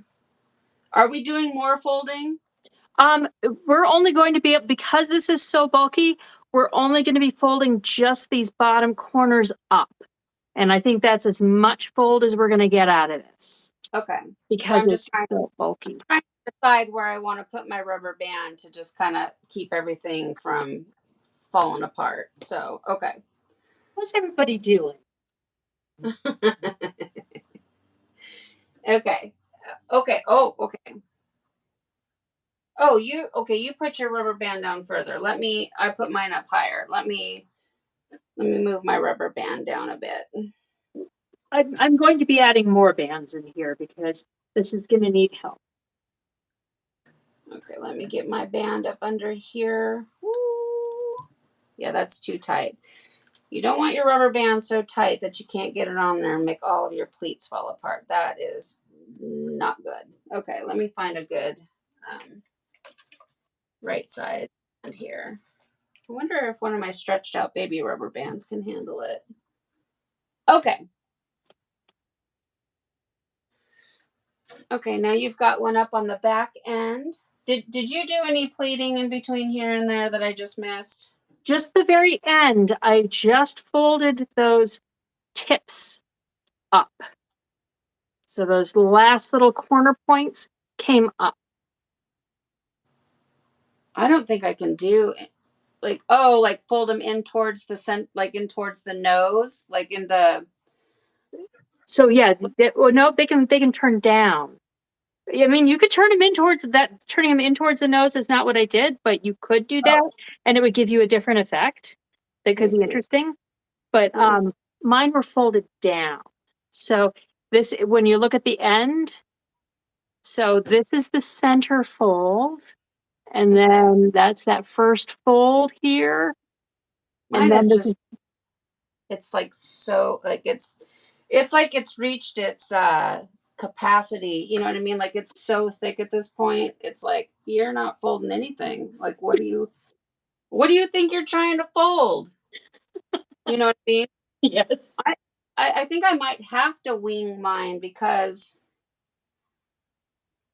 here, I'll hold it here for a second because this is where you're at. And like they're stuffed thick. I don't know if you can see that. Probably not. Thank you, Leanne. I appreciate it so much. Leanne has given us a super chat. Nice. Thank you. So, Margo, has it shown up yet? I can see the end of it. So yeah, you hold yours down. It's like mine. There's just it just feels like there's just no room to get them, and mine are sticking out a lot farther than yours are because yeah, my shirt is different than yours. So I've got like an inch and a half past. So I think for me, I either just leave them. You know what I mean? I just leave it, and that is what it is. I mean, for the flaps, right. And or I think I'm just for now, I'm going to leave them in and see where you go from here. What you're going to do next? Do you do something else now with the center point? no, this is it. We are ready for dye. Okay, this is it. All right. This is it. We have FFF'd.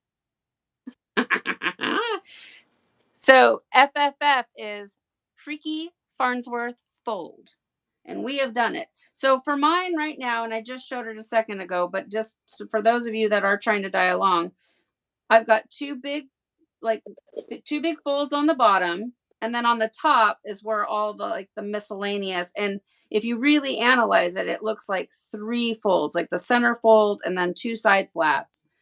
What Margo did was just flip her flaps like down.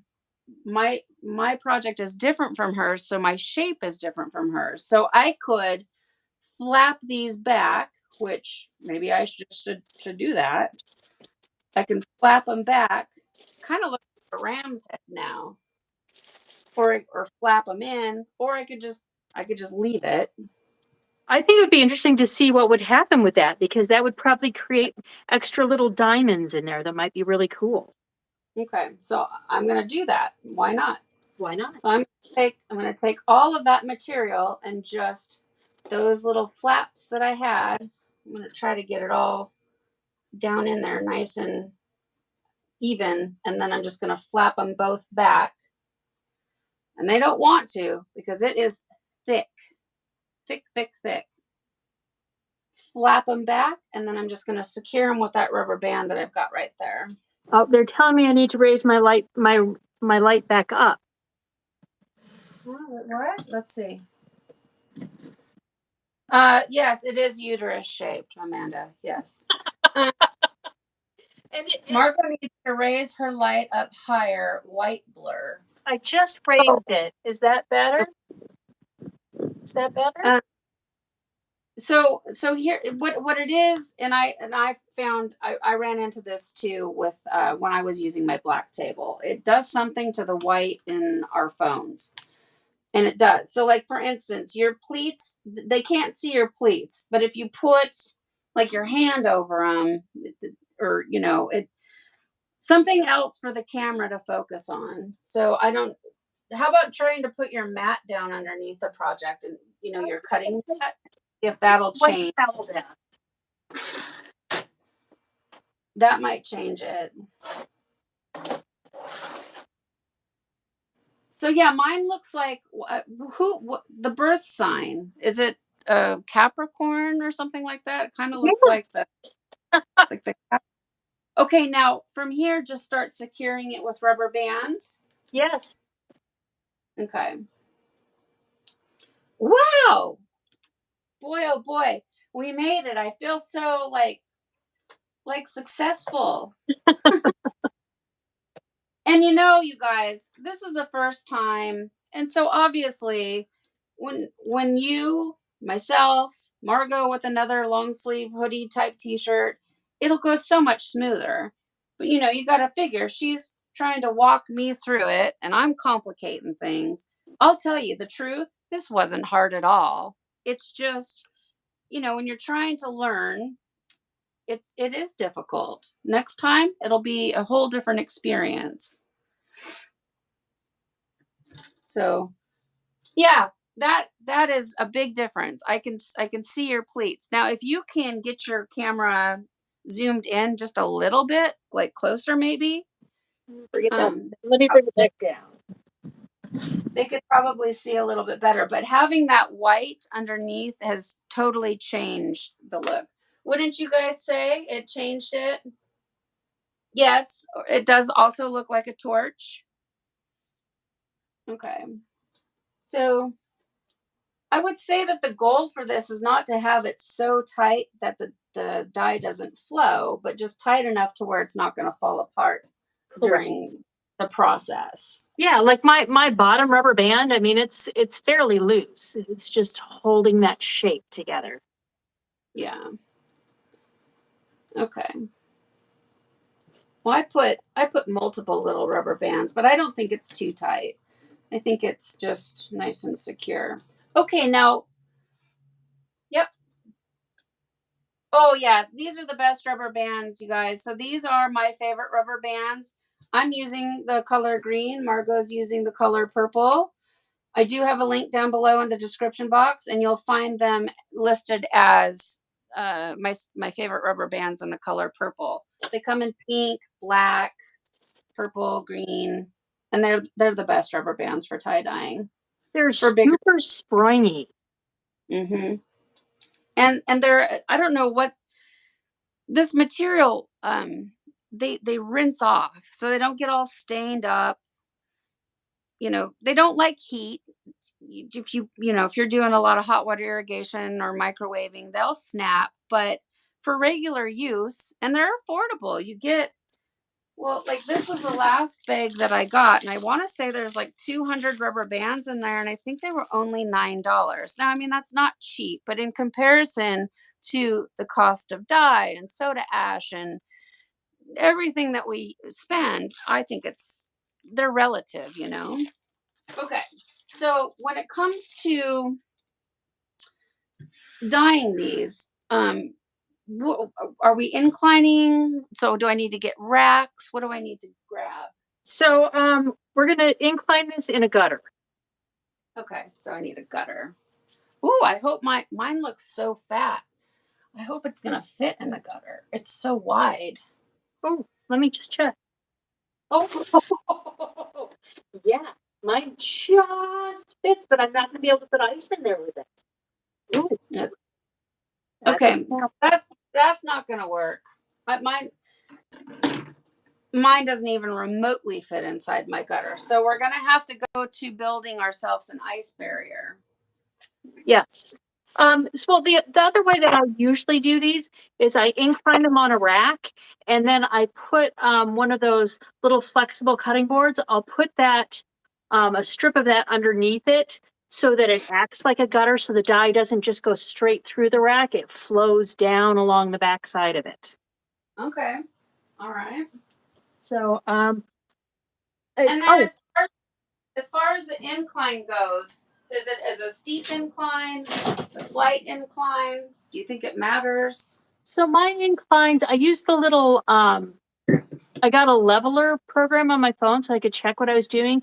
And there's somewhere between 15 and 20% incline. Okay. I have no idea what that, I mean, I hear what you're saying about the app. I don't have it and I don't know what that looks like, but Okay, so I'd say like a moderate incline. So so, about like that. okay. I and then, wouldn't do anything super steep because we need the ice to stay on top of it. So you don't want to okay. get collapsing ice. Okay. Right. I don't like that. So what I usually will do is I'll put like an empty dye jar underneath mine. And you can also manipulate your totes, you guys. Like you know, you can put something under your tote to do your incline. But for instance, I can just put an empty dye jar. Okay, so what I'm going to do is I'm going to build a foil because that's the only thing I have. I mean, I've got these that we already made for last week's project, which I could totally use. Let's see, the ones that we did for the towels, it's shorter. I could totally, yeah, I could do that. And then I could just put like a piece of foil underneath um to, you know, to simulate like a gutter. Or I can just get foil. Okay, so what I'm going to do now, you guys, I'm going to step away to the kitchen so I can get my foil and I'll be right back. And Margo, do you need to step away? I'll wait for you if you need to go. Well, should I go ahead and do the demo of the syringe, putting the dye in the syringe? Yeah, why don't you work on, well, I want to see, but I can always watch it back. Oh, that's right. And Margo's going to do a twofer at the bottom of hers, gutter, but now we're not guttering it. So I don't know how that's going to work. But Right. Well, I still might put it just below mine and just kind of wedge it at the base of mine to see what happens. okay, well, why don't you work on getting set up? And I'm just going to run to the kitchen, grab some foil, and then you do what you got to do. And I'll come back and I'll try to catch what you're talking about. Okay.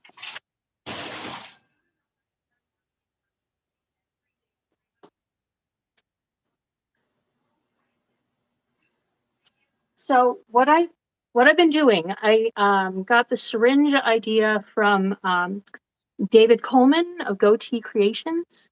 And so these are, let me grab the box so you can see them. It's the Cardinal Health Piston Irrigation Syringe. I don't lay down very neat lines of dye. And for this, I like to have a nice line. And so I do these syringes filled with dye and I mix them with a bit of salt. And Steph and I were talking about this today because I didn't get the saturation I wanted on that Strawberry Skies shirt. And I had mixed that Strawberry Skies with soda ash. And I think that maybe it was reacting too quickly in the upper layers of the shirt before it could sink through. But we need to add something to some of these dyes because they can be a little clumpy and they don't want to flow out of the tip well.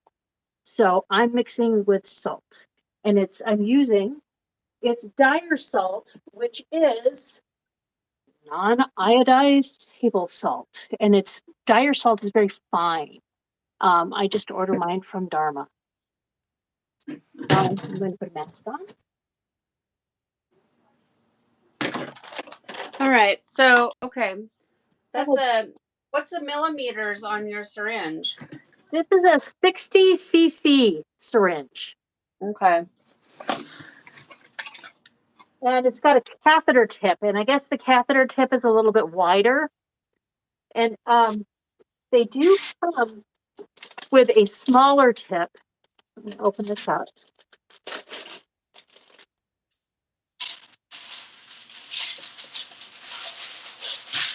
I can take the cap off in order to be able to get this back out here. But they come with a smaller tip that you can put on it for whatever you want to do. But I have a box full of these that I have no use for. So I'm just going to set that aside for now. And I'm going to take the piston out of it. And then I'm going to put the cap right back on it because if I don't do that right away, I will fill it with dye and it will pour out the bottom because I haven't been paying attention. So I do that immediately. That makes sense. the dye powder that's not mixed will clog down in the tip. And so Very I'm going to be doing one with silver. This is Happy Cat Silver Springs. And um, it's a little bit clumpy. So I don't know if you can see that. And so I'm going to mix it with some Dyer salt in order to make it flow more smoothly. But like, I don't always add something to the dye because my sea glass syringe, it didn't need anything added to it because it's already diluted. It's already got salt in it, so it flows really nicely. But this one, I know that that's going to end up clogging in my tip a little bit. So I've got a little condiment cup I use to mix in. What was that orange color? What did you say that orange powder looked? What was that? It's Silver Springs from Happy Cat. Don't you just love how dye doesn't look anything like it sounds? It's a really beautiful gray. The swatch on the website is one of my Shibori dyes, and it's because it's a complex gray, so it's got these beautiful like golden browns in it, and it's complex and beautiful. I love it. So I'm going to do 1 tablespoon of this to start. And I can smell turquoise in it. I don't know if you guys can smell turquoise when you dye, but I sure can smell turquoise.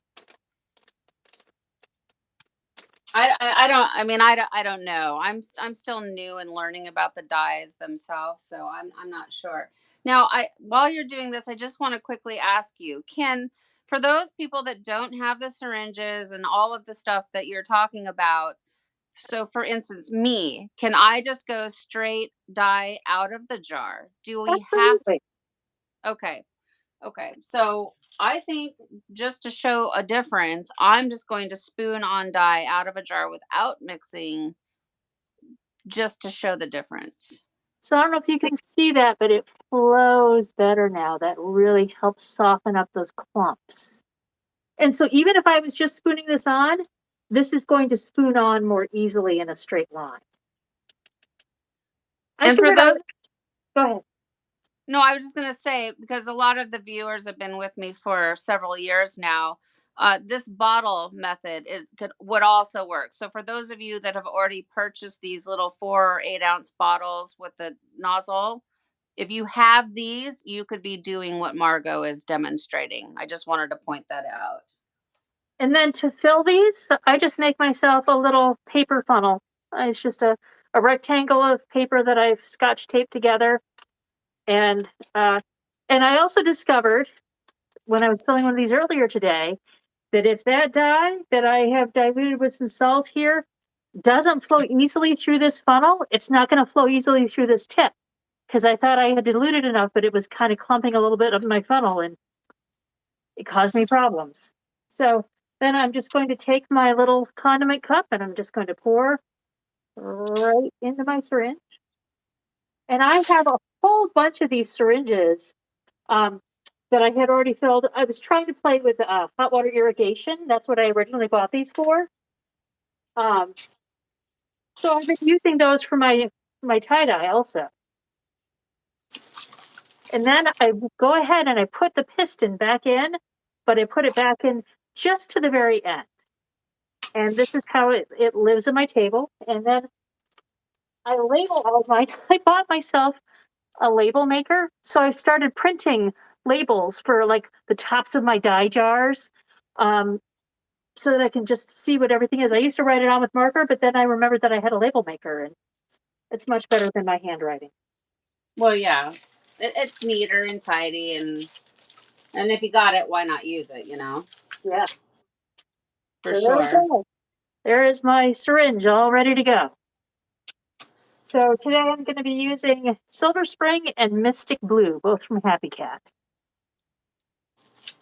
I'm excited to see that. And I wasn't here, so you mentioned what your ratios were, like how much of, I'm sure you did, but how much dye to how much of the salt you used? It completely depends upon the dye because Okay. I'm not using soda ash. And so I'm not looking for reaction from the soda ash. I'm just diluting with the salt enough to help it flow. So if Okay. I have a clumpy dye, like Strawberry Skies is clumpy, it needs me to mix it with something to come out of that syringe. I had mixed that other syringe of Strawberry Skies with soda ash. And I think that that was why I didn't get the deep saturation into the deeper layers of that shirt, because it was with soda ash. So I'm going to do a different one, and I'm going to mix Strawberry Skies with Dyer salt and see if I get different results. Because the soda ash is making it bond, in theory, possibly bond quicker with the top layers versus, right? Is that what we're thinking? That's what I'm Oh, thinking. I need to go okay. get some tinfoil now. Okay. You do that while I try to figure out what color dye I'm going to use. So I was thinking, oh, I love the shirt that you're wearing. What color are you wearing, Margo? Oh, she might have been off. The shirt that she's wearing, I really like that color combination. It was like, Margo, you're wearing purple and yellow or purple and orange. Oh, she can't hear me. Um, so I've got some colors from Happy Cat Tie Dye. I don't know if you guys saw my unboxing, but I've got Noble Purple, Druid's Grove, Schnozberry, Ice Storm, Flying Forest, Strawberry Skies, Dragon's Egg, Enchanted Sunset, and Black Magic. And I was thinking of trying some of her dyes on this project, but then also my heart says do Spicy Plum from Pro Chemical and Dye, because you guys know I love that color and it's a good saturator. And this is so thick that I'm really worried about saturation. So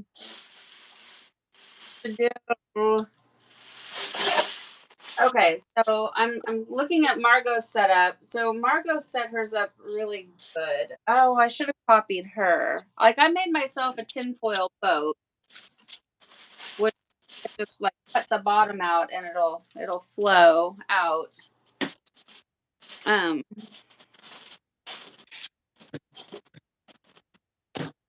I gotta get my bin.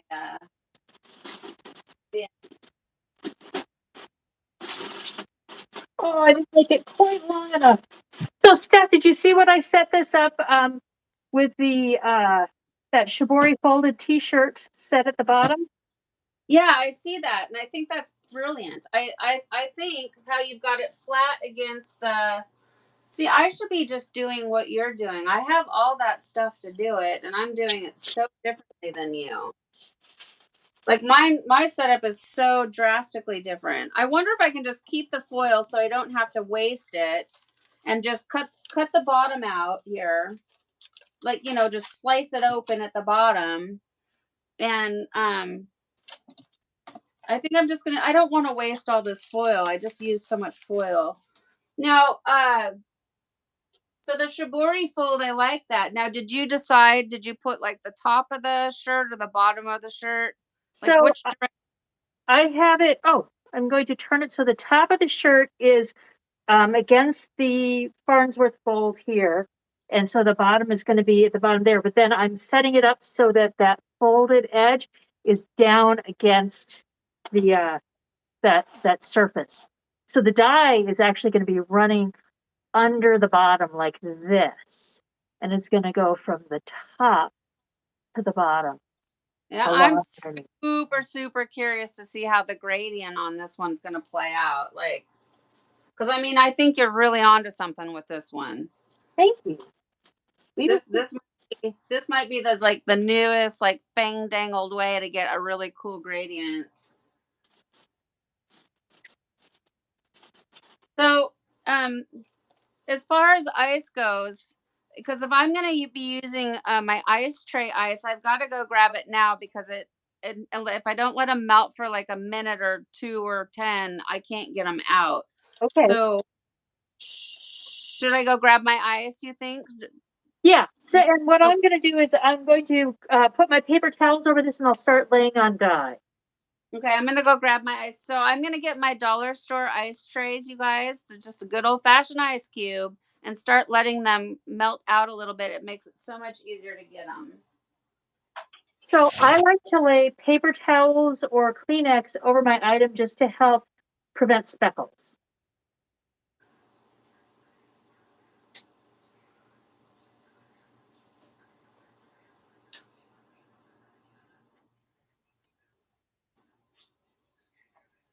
I love how you guys are calling it a space shuttle.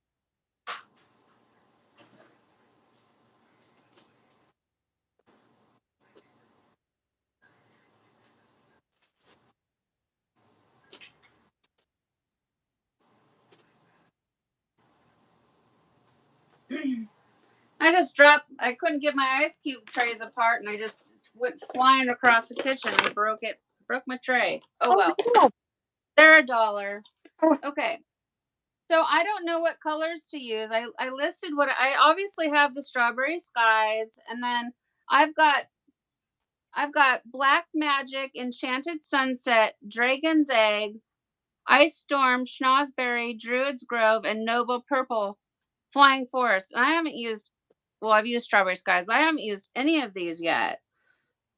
I don't know what to do. It's so thick, I'm worried about not getting good saturation. Well, and I don't know how. And as we colors lay it down, so you could put a lighter color up towards the tip, because that's going to have an easier time flowing through. And then something more intense as you get towards the bottom, but we're also going to be laying the lines of dye thicker up as we get down towards the bottom. Okay, that's a very good point. I know that my favorite color, Spicy Plum, saturates really well. How many, you're doing 2 colors for yours? Oh, I don't know what to do. I know, I debated 3 colors, because the other thing I thought, oh, and I already have it in a syringe, I'm going to grab it. I'm going to add Stormageddon, so it'll be Silver Spring, Mystic Blue, and Stormageddon. Druid's Grove, you guys, what color is Druid's Grove? Oh, it's a pretty deep green, and it splits yellow and deep green. So Christy says, dude, I think it was Christy. Somebody, I think Christy, did you say it, or Leanne? Dragon's Egg and Druid. Are those super similar though, or I don't know? What's Flying Forest look like? Anybody know? Green, dark. Flying Forest is also, it's a deeper green. Boy, I'm trying to picture how it's different from Druid's Grove. Enchanted Sunset, I think, is yellow and orange. So it's I don't. Yellow and like a plum color. Oh, Enchanted Forest is? No, Oh. Enchanted Sunset. Oh. Yeah. Sorry, I was looking at the Flying Forest. Why I said that. Now, something I do with this before I lay down my lines of dye is I actually try to press that top surface flat so that it will. Okay. So. Oh, like down here where it's wide, up at the top you want it to still stand up, but out here where it gets wider, I press it a bit so that the dye will stay on. All right, let me put my paper towel down too. I don't normally do a paper towel technique, but I will today. What if I do, what about Schnozberry? I've never used any of these. Schnozberry and the tried and true Strawberry Skies. I mean, they're kind of, like, I don't want, listen, for mine, I like to play around with colors, but I don't want to go crazy and do like green and orange and then purple and blue. I want it to turn out pretty, So I want to try to do like complementary colors, but have a little bit of contrast. So, what does Ice Storm look like? It's a pretty blue. It splits kind of a purpley blue, but it's a very pretty blue. So probably kind of close to Strawberry Skies without all the pink. Yeah. I mean, Strawberry Skies will even give you some teal. And then my brain just goes, well, why don't I just do Spicy Plum? Okay. You can do Spicy Plum with Ice Storm. So start up at the top with Ice Storm and then work down into the Spicy Plum, you think? Sure. Or the other way around? I'm alternating lines. Okay. All right. Well, I'll try that. Let's see. Whoa, Ice Storm. I don't have a lot. Like, I only have 2 ounces of the color, so I'm gonna swatch them out like I normally do. But until I do, you know what I mean. I want to know what they're gonna. I don't have a lot, and the stuff is like gold to me.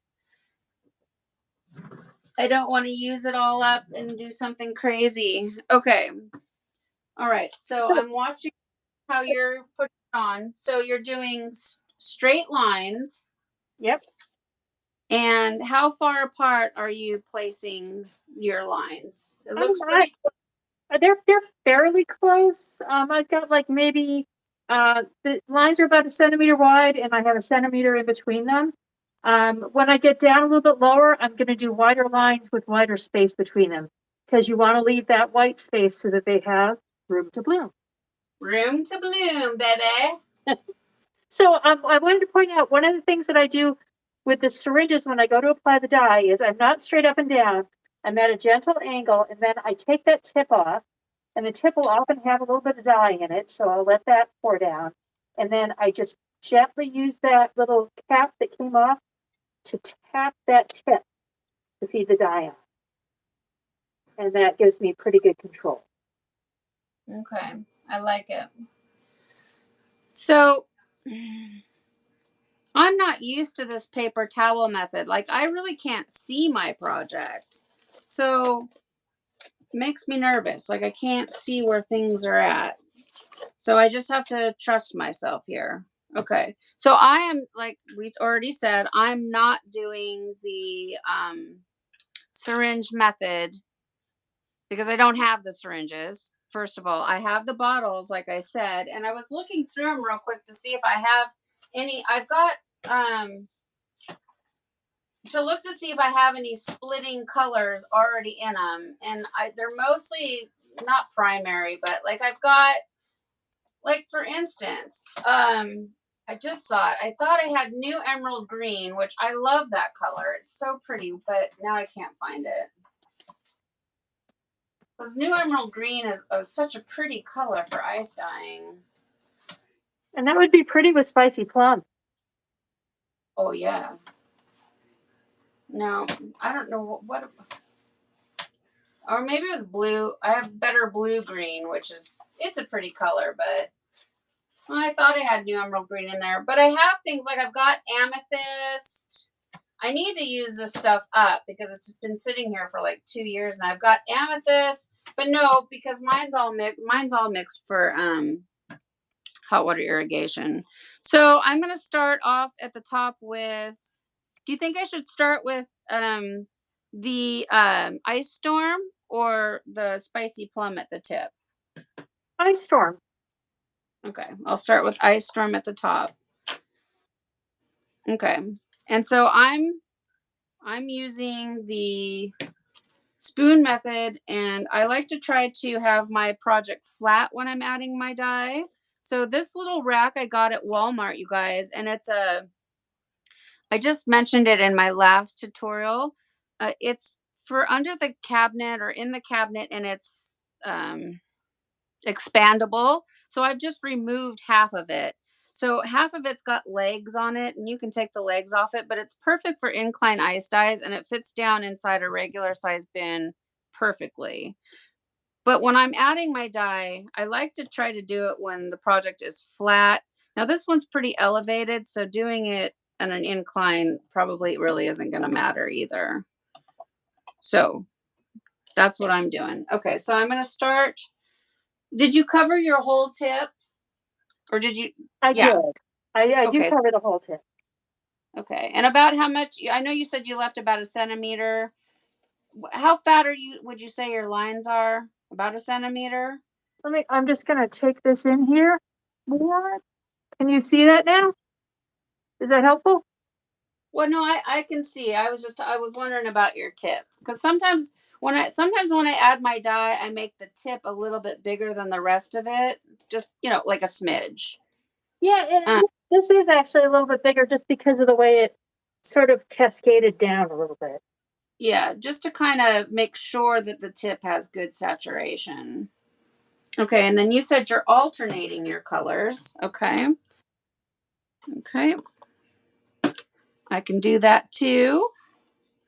And my ice cubes, I can hear them as they melt. They're crackling away over here next to me. Now the bummer thing is I hate all the fact that all this dye is just dripping into the foil paper, but oh, alternating. Because I smashed my project too, but it's not flat. As flat as I want to try to get it, it's just not. Well, I was Okay. trying to do, I've done this with some other things. So I've got it on one of these flexible cutting boards. And if after I put the dye on, if I can pick it up and move it to another one, then I can take the dye that's on here, and I've got a tub of Margo's muck, and I'm making my own muck dye. So any of these Yes. little floaty bits, and who knows what it's going to end up being. Ever since I started with these twofers, I'm doing the same exact thing. I'll show you guys real quick. I keep it down underneath the table next to me, and it's just one of these like the foil dollar store pans, and I'm collecting it all and sprinkling it down in here. Because I'm Oh, using this foil boat thing that I'm making, I'm not touching anything. I gotta leave it. It is what it is. Um, next time when I make one of these, I'll be better prepared and have the proper tools that I need, better racks, better system for um racking and all of that. But I'm McDivering right now. So I'm doing what I gotta do. yep. And that's fine because really, if you think about it, as the ice and everything melts, it's going to hit back here where it's super thick. And I have a sneaking suspicion back here is going to need all the help it can get. It's so thick. So my dye lines might be a little bit uh, wider, but I think it's going to be okay. Yeah, there's a lot of fabric here. Yeah, for sure. Now, okay, so I was going to ask, yeah, so when you get back to the end, you just keep with the same striping pattern. You don't change directions or anything like that. Like, Right. because Yep. I've done projects where it gets real, like here's the front part, and then back here I change directions and stripe the dye the other direction, just for fun, just to see what it'll do. Well, There's because really of no, the way the folds are, I'm not sure what that would do. Although uh, down at the end, you've got a different thing happening with your folds because you got your horns. exactly. So that's the fun part of the tie dyeing. I say it all the time. There's really no like right or wrong way. You just kind of do what you do. Because to me, all of it all turns out pretty. Um, I think, anyways. I mean, I've made some projects that are like, whoa, those are terrible. Really bad color choices and stuff like that. But for the most part, everything usually turns out real pretty. Because I don't know, I just love to dye fabric. I have to be honest, Margo. I'm really struggling with this whole paper towel concept. I just because it's so foreign to me, and I cannot see where the dye is going like I'm used to. So I'm doing it. I'm Well, going for it. I started doing it because I was having such a bad problem with speckles. Yeah, But you don't I've had seem to have much of a speckle problem. no, I don't. Um, I mean, I've had them. Definitely, I've had them, but not really, and not to a point where I feel like, oh, this is terrible. So I'm just being honest. Like, this is so out of my normal comfort zone because I can't. I really like. I usually can see like every little nook and cranny where the dye is going, and so it's just something new, something different. When we did the towels, though, it worked out great. I didn't have any speckles. I still had really great saturation. Um, like well, I guess what I'm trying to say is like it didn't cause any negative response or anything. Like it didn't change my saturation or anything. So, um, I'm going to it, grab my ice.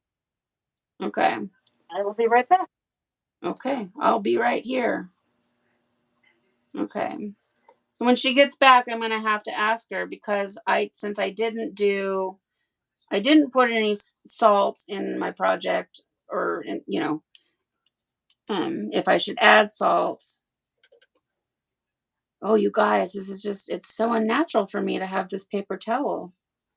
I feel like I need to put a little more dye right back here. This fabric is so thick. I predict I'm going to have to come back after the ice melts and add more dye. Because just back here, that little bit that I put, I mean, there's nothing. Like that little bit of dye, I can't see it getting all the way through. It's so thick. So there's my ice.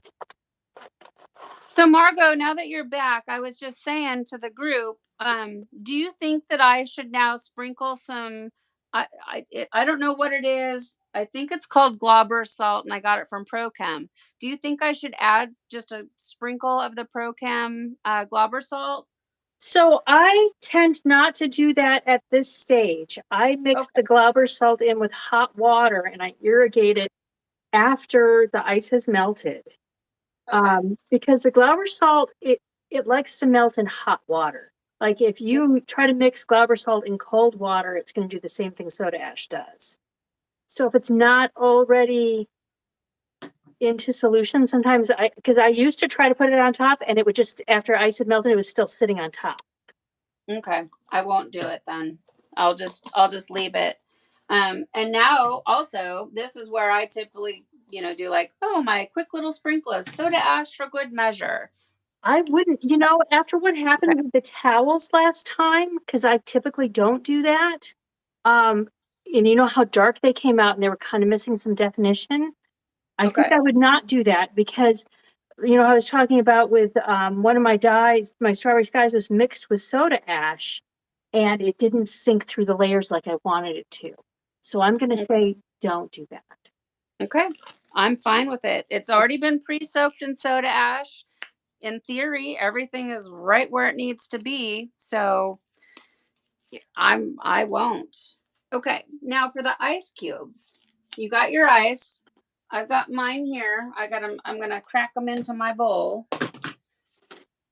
I'm going to watch how you do it. I'm assuming you just place them on the, like cover your whole, but you're going to put them on the stripes. I am. And so I'm an ice stacker. So I put it on its angle. I go ahead and put it on its angle before I start putting the ice down. Now this is kind of different because we've got the little T-shirt in the bottom here, which is sorry. I know that was really loud. I was banging ice cubes.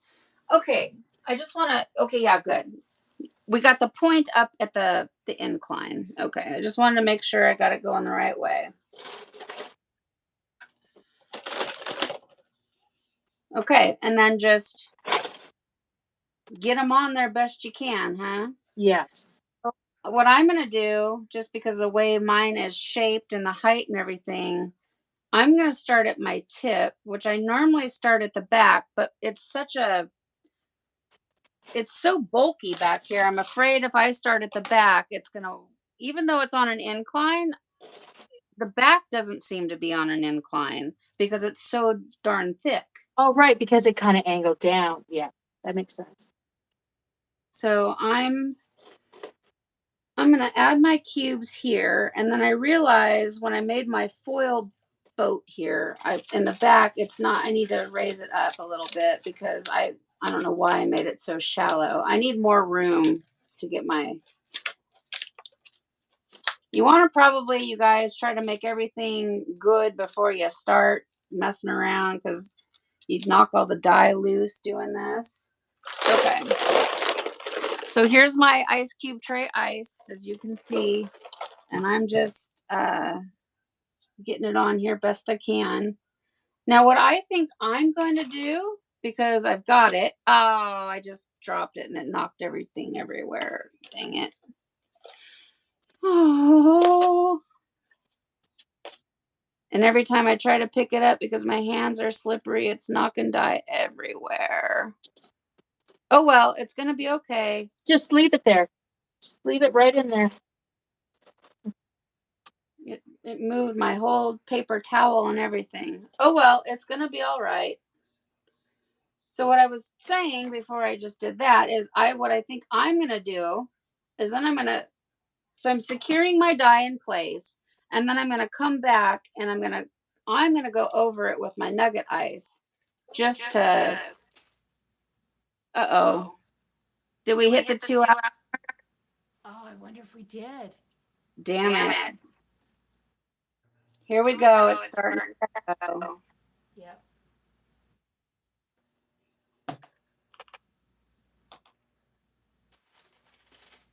So I'm not saying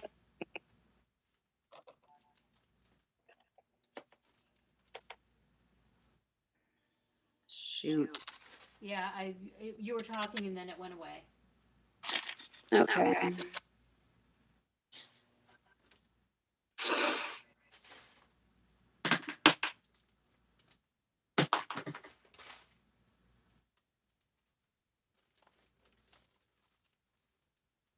Okay, you guys.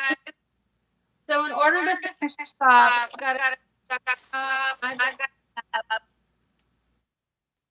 and we're gonna come right back because we're not. So please come back. Margo, unfortunately, you're gonna have to hang up with me and come right back. Okay. I'm gonna be so frustrated. Here we go. Come right back, you guys. Please come back. We're almost done.